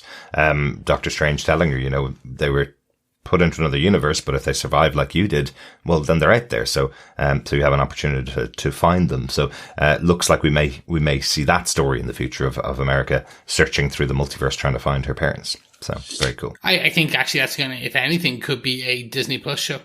It could be. I was wondering, though, because if you're going to go through multiverses, that seems like a movie budget. So one of those things. But you never know. You could do it. You could do it in different ways. Yeah. But 6 episodes where she finds her parents at the end, and it's a different multiverse every episode. Maybe that's the way to go. Yeah. Look what Doctor Who did in the 50s and 60s on a shoestring budget. Where they literally had shoestrings holding up things. Exactly. Yeah. This is the planet filled with people made of toilet roll holders. Yes. Can I just one quick call out? I do like that we do get the bow. That it is a nice touch, which is throughout at the beginning we do have Wong saying it is customary for people to bow to the Sorcerer Supreme, and what we do. And there is the average Stephen Strange cockiness. I was the Sorcerer Supreme. You only have this because I disappeared for 5 years. I'm a technicality. And I love the arrogant response from him to that statement from Wong, where he goes, "I'm aware of the custom," and walks away. So yes, a great moment of respect at the end of the movie. Definitely. When Stephen and I think acceptance as well. I think the whole thing is that he's willing to go out and beyond and find his happiness, and is he ready to love and be loved and be happy? And he learns much about himself in this film, and then because of that, you get a very comedic bit where he bows, but it's a bit more because he then explains, and I'm like, that's nice. It's a nice touch. It shows the character growth that by the end of these 2 films, or by the end of the first 3.5 phases worth of films and Doctor Strange appearances, he has shown significant growth each time. Absolutely. Yeah, absolutely. I even like the idea with America Chavez being taught in Kamar-Taj as well, because at the moment one of my favorite comic runs is Strange Academy. Yes. And again, it's to his mentoring kind of part of him. And I just feel, you've got America Chavez, potentially, sure, let's get Ned over from the Sonyverse, I guess. Why not? You could have a really interesting TV show again on something like that. It's Strange with the X-Men and Charles Xavier's school. It's similar wheelhouse. So I kind of just like that sort of juicy possibility with this, but not suggesting anything. I'm just doing a wish list. Effectively, that would be quite nice. I presume what she's learning there is the discipline to use the sling ring, right? Yeah. She's not actually learning to use the sling ring because I know she punches holes in the multiverse to move multiversally, but she does also move from Wandagore back to Kamar-Taj in that same universe. So her power allows her to travel within the universe exactly the same as the sling ring. So I thought that was a little odd when I was watching it on screen, but I presume that's just part of the training. If you're going to become a sorcerer, you have to learn how to use a sling ring because she already has that power. Why would she need to use it? And she even says herself, this is so much more difficult than punching a hole and making the jump. So. Yeah. I think it's discipline, but also like, hey, what if your powers disappear? You still can use the sling ring. That type of thing. There you go. Yeah, and harking back to Doctor Strange, the first movie, when Doctor Strange says, how do I get from here to where you are to the Ancient One, it's discipline and practice. Mm-hmm. study and practice. Exactly. So it's a nice little, kind of that thread running through it as well. Absolutely. But with that, incursion number 5, the post-credits. Yeah, let's have a talk about these ones.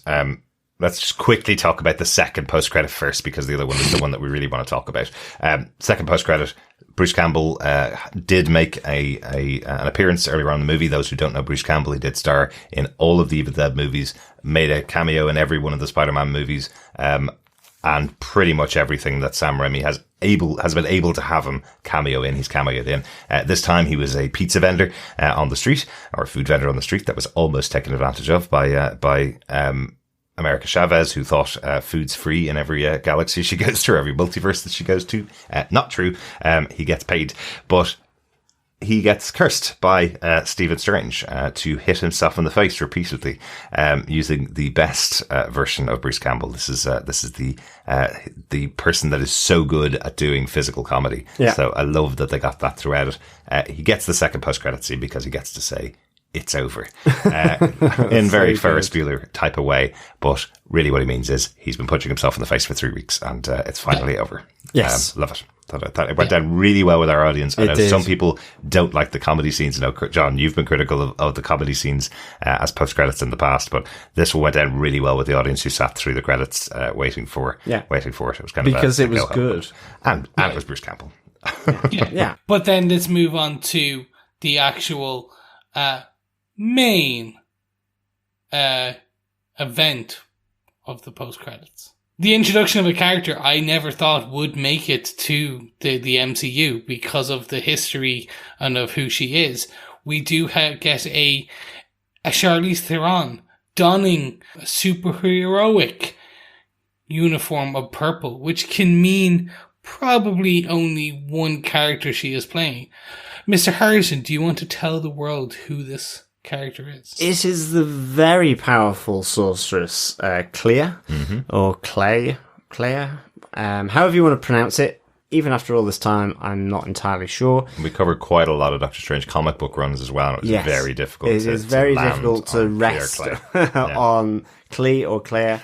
But we know in the MCU we are eventually going to get her name pronounced, so we'll at least have the MCU pronunciation. Exactly, and we'll have to just sort of unwind what, at this stage, over 40 years of bad pronunciation, indeed. But we get, as Chris says, Charlize Theron as Claire, again, asking Stephen Strange, or indeed demanding that Stephen Strange come to stop an incursion that is happening in her home, which is the Dark Dimension. She is a very, very powerful sorceress. She's a Faltine, and she is the niece of Doctor Strange's arch nemesis, Dormammu. She's the daughter of Uma, who is another Faltine from the Dark Dimension, and her husband, that I can't remember, was the legitimate ruler. So she does have some beef with Dormammu. It's kind of very much that, the regicide type of element within the Dark Dimension. But here, she is shown for the first time. This was really good because, she's various iterations, whatever it may come to pass. She is a follower of Stephen Strange, his lover, and his wife. Yeah. And indeed in the current run is, also effectively his replacement as Sorcerer Supreme in this world. So who knows what different avenue they may go down. But importantly, it's what Stephen has been doing in his race through different universes in the multiverse has caused an incursion in the Dark Dimension. So we see the famous look of that from Scott Derrickson's film and from the comic artwork as well. Yeah. From Steve Ditko. So that was a nice little touch as well, just with the kind of the slice across across time and space. So this has, again, significant connections, I guess, to Phase 4, really. Well, at least to the future of Doctor Strange. Yeah, certainly to the future of Doctor Strange, but the focus on this incursion for a post-credit, suggests that this is going to be some element in possibly this Phase 4. I've heard a lot of the Phase 4 about, what direction is it going to go in. Maybe this is but one little nugget of what it may become, given how Thanos was introduced back in the day. Yeah, maybe, or maybe Phase 4 is the new start of the MCU, so we have a long time to get to a point where we're up against a big battle like Secret Wars. Do you think all that time that Doctor Strange spent stopping and starting time, bargaining with Dormammu might have caused the incursion in the Dark Dimension, potentially? She does say he caused it. Yeah. So. And that's the only time we know of that he was in the Dark Dimension, so maybe that was it. Yeah. It could be. Yeah, we do know that also Darkhold usage is kind of one of the things that kind of helps move the incursion along. And on part of that as well is that the Darkhold energy also in the comic books feeds from the Dark Dimension. So there's kind of connections. For me, initially, my first gut reaction on this was, oh my God, it's the Harry Styles, essentially the Eternals post-credit again, where in the Eternals, Harry Styles comes in as Eros, Star Fox as another Eternal, and just is like, this is not going to pay out for quite a while. And initially I'm like, oh, they just got another big name into into this, and we probably won't see this again. And then I'm like, actually, probably not. This Charlize Theron has threatened to come into the MCU for the right role for a long time, when the right role presented. Clea.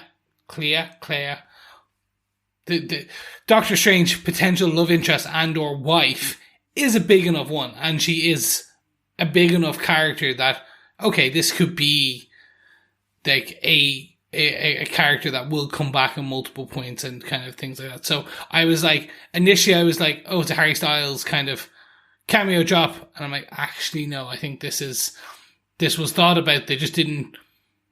Where she will return, when they will return, is a question mark I have for this. I know you said you were surprised about the fact the character was in here, Chris. I was so much more surprised that Charlize Theron was here in the MCU, arriving as this character. I always expected Clay to be there at some point. She is a massive character in Doctor Strange's history. If you're going to pull anybody from the Doctor Strange world that you haven't done already, it has to be her. She has so many impacts on him and so many impacts on all of the sorcery universe. So bring her in, absolutely. I was just shocked that they got someone as big as Charlize Theron, multiple Oscar winner, which is very cool to have her on board. So really looking forward to see her in the future. That's why this is an excellent post-credit scene, getting her in there. Really cool. Definitely. So guys, any incursion notes at all? Yeah, very quickly. So this is setting up essentially the Ultimates, a comic book team from the comics, where you had America Chavez, Blue Marvel, Captain Marvel, and a number of other kind of strong hitters, essentially jumping around the universes, kind of saving being the multiversal Avengers to a degree. You also did have the multiversal Avengers being led by Hyperion and Thor and a number of others, where they were, during this incursion run, jumping and trying to stop and save universes and people from different universes in this. So it's setting up these cool potentials that we could see. Another one is the Champions, which is a more teen-orientated group, similar to the Young Avengers, which had Miles Morales, Miss Marvel, America Chavez was on there for a while, Amadeus Cho, who the Hulk was also a Hulk. You had Nova, which has been confirmed as a Disney Plus show coming in the future, the Nova Corps that we saw in Guardians of the Galaxy. Alex Rider will be kind of coming back to that. So they're setting up, and Riri Williams, who Ironheart, who is getting her own Disney Plus show in the future. So when you start to see how they're introducing characters, who they're introducing, you get these nice potential nods to the future where you're going to get like, we have so many different teams and storylines. So really, really happy with that. Billy and Tommy are alive out there. You know, that's really important because absolutely. Billy and Tommy are members of the Young Avengers. We did see them in WandaVision. They were gone at the end of WandaVision, but in this movie, at least bringing them back in, unpowered this time, but at least bringing them back in shows that they're hopefully we're going to see them in the future. Well, yeah, that was the other really nice thing, to have the two kids that play Billy and Tommy from WandaVision in this. I thought that was a nice touch as well. Yeah. Absolutely. And they had their ice cream song. Yeah, they did.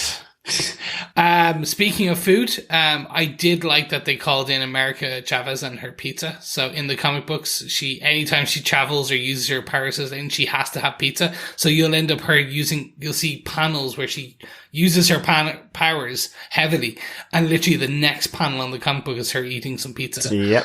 Or any universe. So I like that they kept that nod. And then finally was no Ned.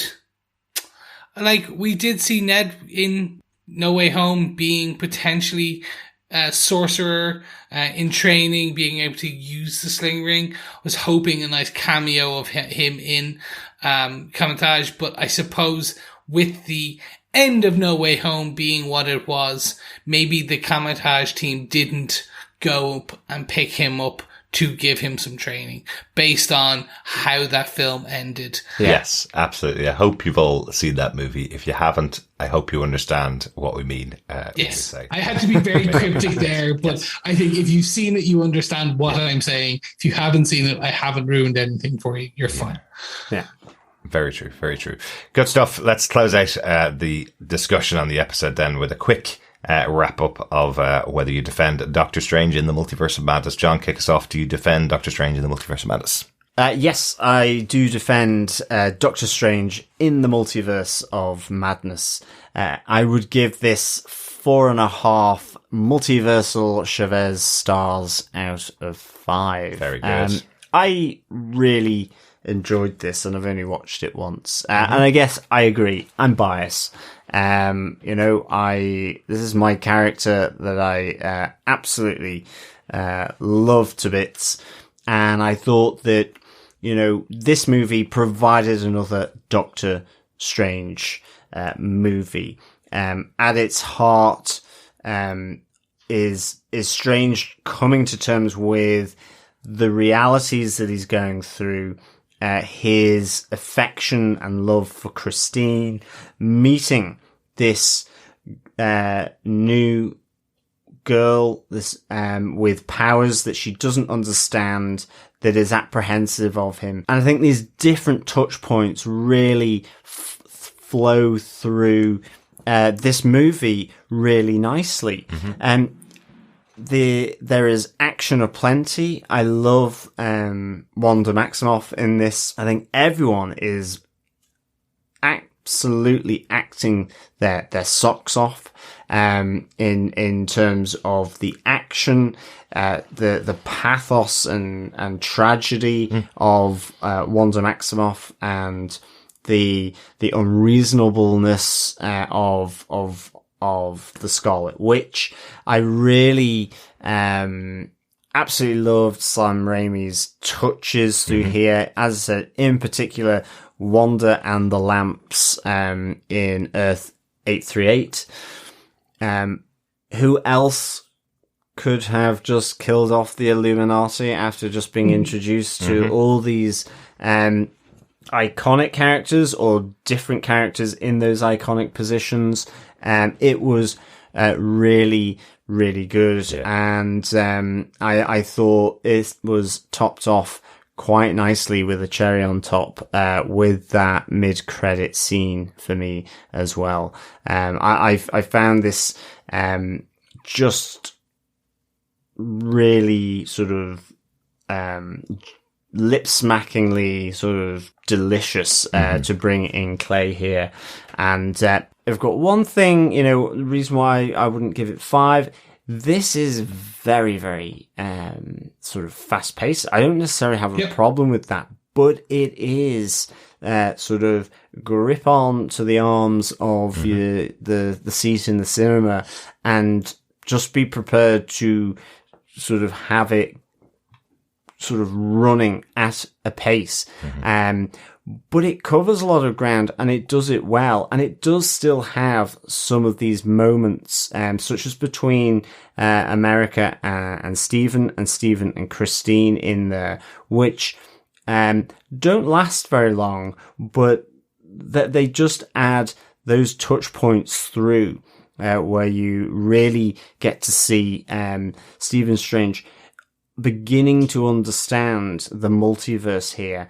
And I love what it sets up here as well with the possibilities of incursion. So yeah, for me, I absolutely defend Doctor Strange in the Multiverse of Madness with 4.5 multiversal Chavez stars out of 5, and she is absolutely great as an introduction to this character.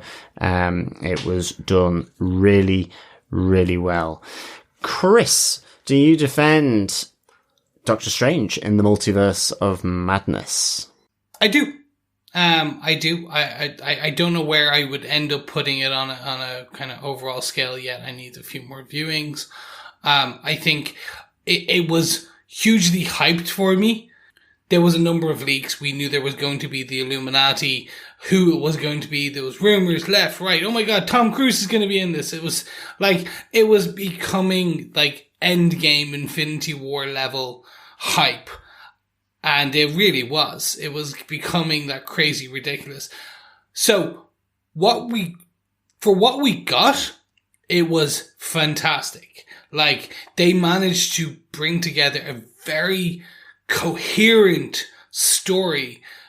But one of my criticisms is that it is that grab you and pull you, and it's just grip neck speed running through this. So there are some elements lost, where I feel that they could have got a bit more here, a bit more there, slowed down in certain places. Because, yeah, we got very short cameo of basically Reed Richards of Charles Xavier and their use of powers. And I know it's not their proper MCU introduction, but for me, seeing the Fantastic Four on screen is huge, because I have always been. They are a New York based superhero team like many others, but Spider-Man's been on the team for the Future Foundation, and I've loved them ever since. So there's a lot here that I absolutely love. There's also a lot I'm like, interesting choice. Definitely, like, potentially is going to have huge impacts.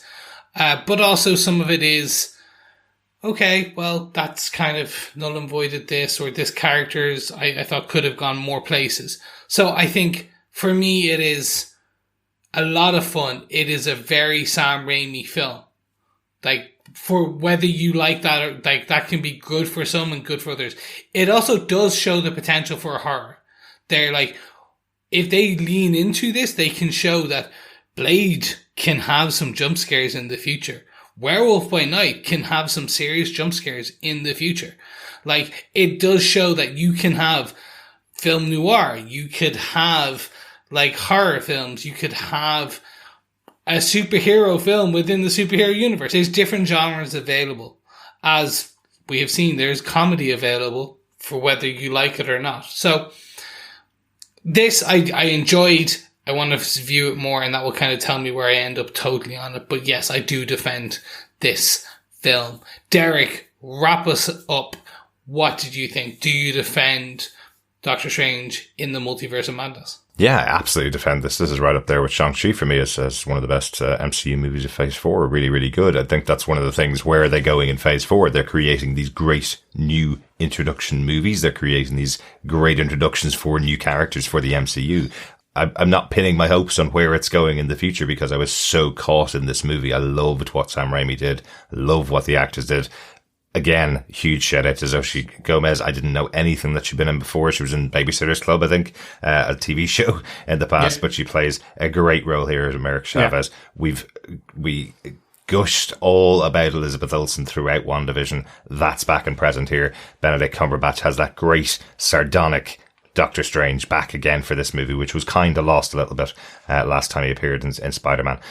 So I'm really glad to see Doctor Strange 2. Please don't let it be another 5 years before we get Doctor Strange 3. I couldn't wait that long again. I want to see another Doctor Strange movie, and soon, please.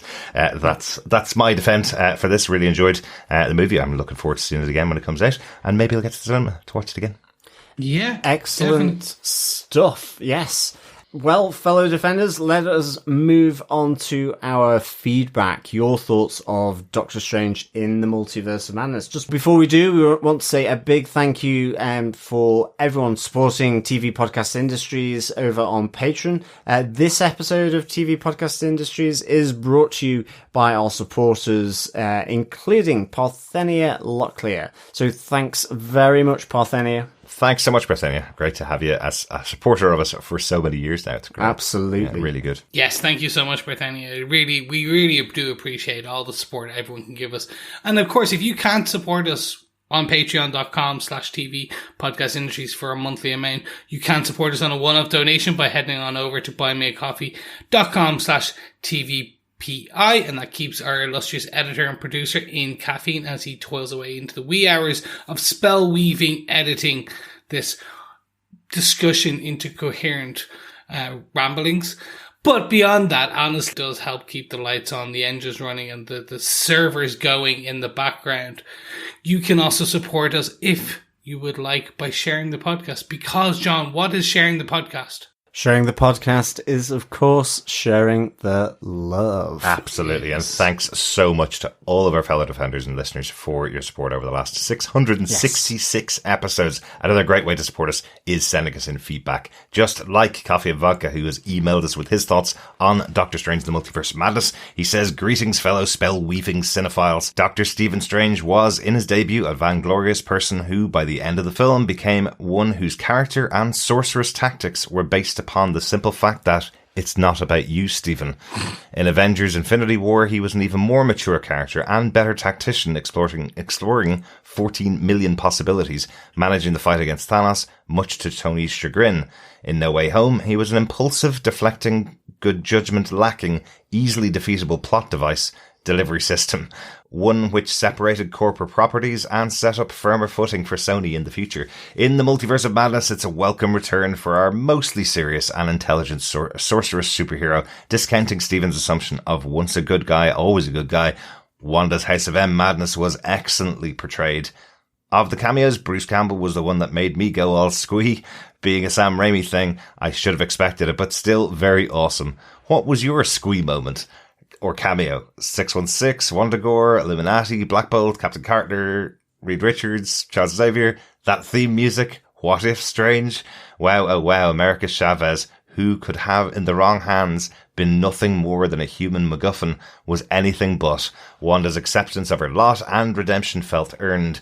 Finally, it's Clay to the rescue in the credits. As happy as it made me, it feels fairly ironic that happiness was the theme or premise of this horror comic film. 5 stars out of 5. Peace and take care. Coffee and Vodka.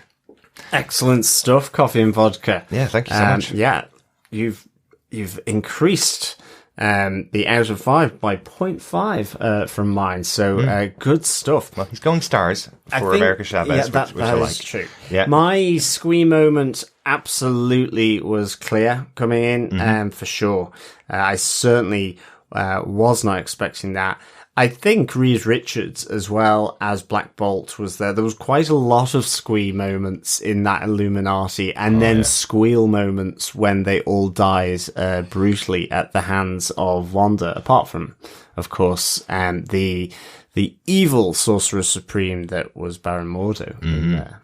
Yeah, I have to say, just like No Way Home, the cinema experience of getting people's reaction to what's going on screen really does add to that moment, that every single person's reaction to John Krasinski of, oh, wow, I knew it. I definitely knew that was going to be him, followed by everybody's reaction of, oh my God, they just killed him. That was fantastic to see There on was screen. a big reaction in our cinema to Reed Richards and John Krasinski. Yeah. Yeah, no, and that was my scream moment. The introduction of the Illuminati and the departure of the Illuminati. It really was. Thank you so much, Coffee and Vodka. We also got an email from Jerry in Niceville who had this to say. Hey guys, to start, this movie was fine. I think I was a victim of my own expectations, listening to the leaks and how great Spider-Man No Way Home was. This movie felt like a bunch of parts put together, not a solid story. Sam Raimi is at his visual best. Horror with superheroes. Marvel 838 universe was a big disappointment. Wanda took them out too easily. Why was there no vision of any kind in this movie? I hated that Wanda was turned into the cliche of the hysterical mother who will do anything for her fake kids. Kill a child to save her children. So disappointed. The end credit was just for the comic fans. Clea means Dormammu. Jerry in Niceville. Thanks so much, Jerry, for your email. Yeah, I think we've already kind of discussed how we think the Wanda point is actually beyond that cliche of hysterical mother. I think you can see it more once you kind of dive into some of her background, the actual Darkhold and the other aspects there. Like you, I think I was that victim of my own expectations as well. Those leaks were huge. It literally had everyone in it. You had like all of the X-Men to a degree. You had Tom Cruise as Iron Man. It was going to be huge and massive. But I think maybe a second, like me, I think a second viewing will help you. Maybe a third, like as we go through these in our runs of Phase 4, our rewatch, I think that will help as well. But the good thing to remember is there's other films coming. If this wasn't for you, that's okay. You've got Miss Marvel coming, and then you've also got Thor Love and Thunder coming in a couple of months as well. Yeah, absolutely. And another thing, definitely learn from this one. Don't listen to the leaks. Every single Twitter account out there that's connected with Marvel, every single YouTube account that's out there connected to Marvel wanted to break a leak, and we're adding to this ridiculous hype that if you were looking for a multiverse MCU movie out of what you were going to see in the cinema, you'd be disappointed. If you're looking for Doctor Strange 2, I think as long as you enjoy Doctor Strange 1, you're probably going to get the movie you expected to get. Yeah, I think so. I mean, interestingly, I didn't manage to get sort of spoilt or anything in this. I managed to somehow keep well away from it. So I loved most of this. I think one of the interesting things I think that Jerry raises, and we've talked about it around Wanda and the possible cliche of the hysterical mother. I think that's the only thing, actually, because the Darkhold was in Agents of S.H.I.E.L.D. Yeah. And maybe certainly a lot of newer people to the MCU, not necessarily Jerry, but possibly haven't watched that yet, or, you know, it's maybe just that context of the Darkhold in this movie and what it can do. Yeah. I think it's just contrasted with the Book of Vishanti as, you know, one being good, one being evil, but just actually the lore and the history in the comics, as well as what you saw in Agents of S.H.I.E.L.D. and WandaVision, possibly just isn't enough, actually. It just to explain Wanda, and it probably needed a little bit more, possibly. Yeah, I think they had kind of nailed it home by the end of the movie, because you're seeing what is happening to Stephen, but you may not be connecting what's happening to Stephen to what's happening to Wanda if you're thinking it's because she just wants her kids back. It's not. It's because of the power of the Darkhold. Exactly. Thanks, Jerry. Thanks, Jerry. Over on our Facebook group at facebook.com/groups/TV Podcast Industries, Ben Rush says, Sam Raimi has brought his past comic book movie and horror films experience to the movie and made a film which simply ticks every single fanboyish box for me. No other Marvel film has made me this happy before. Kelly Resendez says, I watched it last night. I'll say the movie was bananas. Definitely a Raimi film. Really enjoyed it, but after processing it for a day, I would say that the movie could have done more. It definitely left me wanting more Multiverse. Also, this is not your conventional Marvel movie. Thanks so much, Ben and Kelly. Yeah, I mean, I think Sam Raimi has just an ability. You know, there's a lot of things in here that I was just like, this is Sam Raimi, and I'm loving it. And I'm wondering if it was maybe short, because of his Spider-Man 3 experience. Because wasn't that quite long for, if I remember from the other two, where it introduces Venom, and so on. It was overstuffed, certainly. Yeah. But he does tend to try and keep his runtimes for movies a bit shorter than most people do. Rumours that there's at least half an hour of stuff that'll be going on the Blu-ray when it comes out. Excellent stuff. Of extra scenes and extra cut stuff. But he does try and keep his stories quite streamlined. But I still think he got across a lot of information in the movie. And I'd love to know if anybody was really confused by the story overall, given how much is actually going on. I feel like he did do a pretty good job in the runtime. Yeah. And Kelly, yes, it was bananas, and it has definitely left me wanting more Multiverse.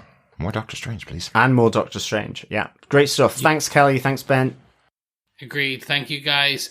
David Wang over on Facebook had this to say: I love the reappearance of the magic urn. Yes. That fire shooting magic urn is definitely a good one. Yes, Christine Palmer bringing it to her rescue as she fights off the souls that are trying to consume Doctor Strange. Very good. This is the one that Tony Stark was leaning on back in Endgame, right? When they first met, and he got his hand slapped by a cloak of levitation. Yes, good spot, David. Nice one, David.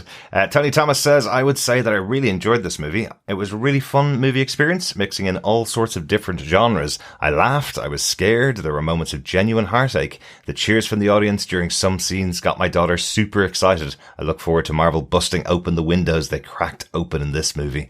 Very cool, Tony. I like it. That sounds really cool. Matthew DeBarger says, I can't believe how great this movie was. We knew Raimi would bring the joyful aspect of comics, anything can happen, with his grasp of terror, silly and pathos. I'm shocked he was able to blend that into the MCU mold and make something great. This has the visual power of the first Doctor Strange, the comic booky mayhem of Ant-Man and Wasp, and brought a level of terror and dread that we've not seen in the MCU in the past. I think the best comparison is Thor Ragnarok, and how Waititi brought his low-key yet absurd comedy to a great MCU film. Raimi did that with horror. Yeah, I'll agree with that. I could see someone bring their own style into the movie. You know, and we saw it with Chloe Zhao and the Eternals, and now seeing it with Raimi and Doctor Strange. Yes, absolutely. Great stuff. Thanks, Tony, and thanks, Matthew. It's great that you enjoyed the movie. Trevor Green on Facebook says, I'm not sure if I am desensitized to amazing visuals, I wasn't in the right headspace to watch this, or I just don't care much for Stephen Strange, but this is the first time I've come out of a Marvel film quite underwhelmed. I appreciate all the Raimi touches, but nothing really grabbed me by the heart. I think America Chavez should have been the heart of this film, but we are thrust into a story before we are able to invest in a character. Even the Illuminati reveal left me lukewarm. My biggest reaction was feeling glad that Anson Mount got another crack at playing Black Bolt, and that they were dispatched far too easily. Once they warned Wanda about Black Bolt's ability, you know exactly what Raimi is going to do next. It kind of just felt like box ticking up to a sad MCU departure for Wanda. Definitely a one and done for me. Well, thanks, Trevor, for the feedback. I have to say, I'm really enjoyed seeing Anson Mount back playing Black Bolt as well. Yeah. I think I'm a little bit more upbeat. I guess that's the nature of being a fanboy of Stephen Strange. Yeah. For sure. Yeah. But and I can see why this film is divisive. You know, yeah, I can get it. I certainly, it's not just that some people had the expectation that this was going to be as big a movie as Infinity War or Endgame. You know, there are other people that just didn't like the first Doctor Strange movie, for example, going to see this. And if you have those two coupled together, you're probably not going to have the greatest of time in the cinema either. But it's such a shame, Trevor. I'm sorry to hear that, because this is definitely one I'll be watching again. Yes, I completely agree. On our final piece of feedback, we have some from Adrian Johnson, who had this to say: "The credits are rolling now. Awesome movie. Trust Marvel to get me to watch a horror movie in the dark at night. I can sleep in the cinema, right?" Love it, Adrian. Do believe most cinemas have a policy against that, but if you did and managed to get there overnight, did you watch it again? Did you just have it running in the background the whole night? Please tell me, what was your night like? Adrian has never slept again. I love it. Great stuff, Adrian. Thanks so much, fellow Defenders. Thanks so much for listening along with us, and thanks so much for all of your feedback. We've just finished our coverage of Moon Knight on Disney Plus. All 6 episodes are up now on our main feed on tvpodcastindustries.com. We will be back in the MCU next month with Miss Marvel, and as Chris mentioned, we will be back in the Marvel Cinematic Movies side of things with Thor: Love and Thunder, which is coming out on July 8th. So lots and lots more Marvel stuff coming up. Yes, indeed.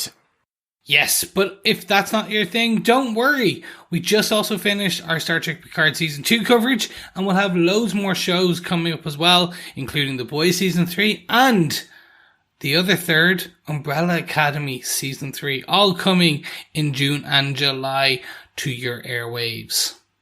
Excellent stuff. It is going to be jammers once again. But fellow Defenders, it is, as always, a pleasure chit-chatting to you about all things MCU, certainly all things Doctor Strange for me as well. Remember, keep watching, keep listening, keep defending, and stay strange. Bye. Bye. Bye.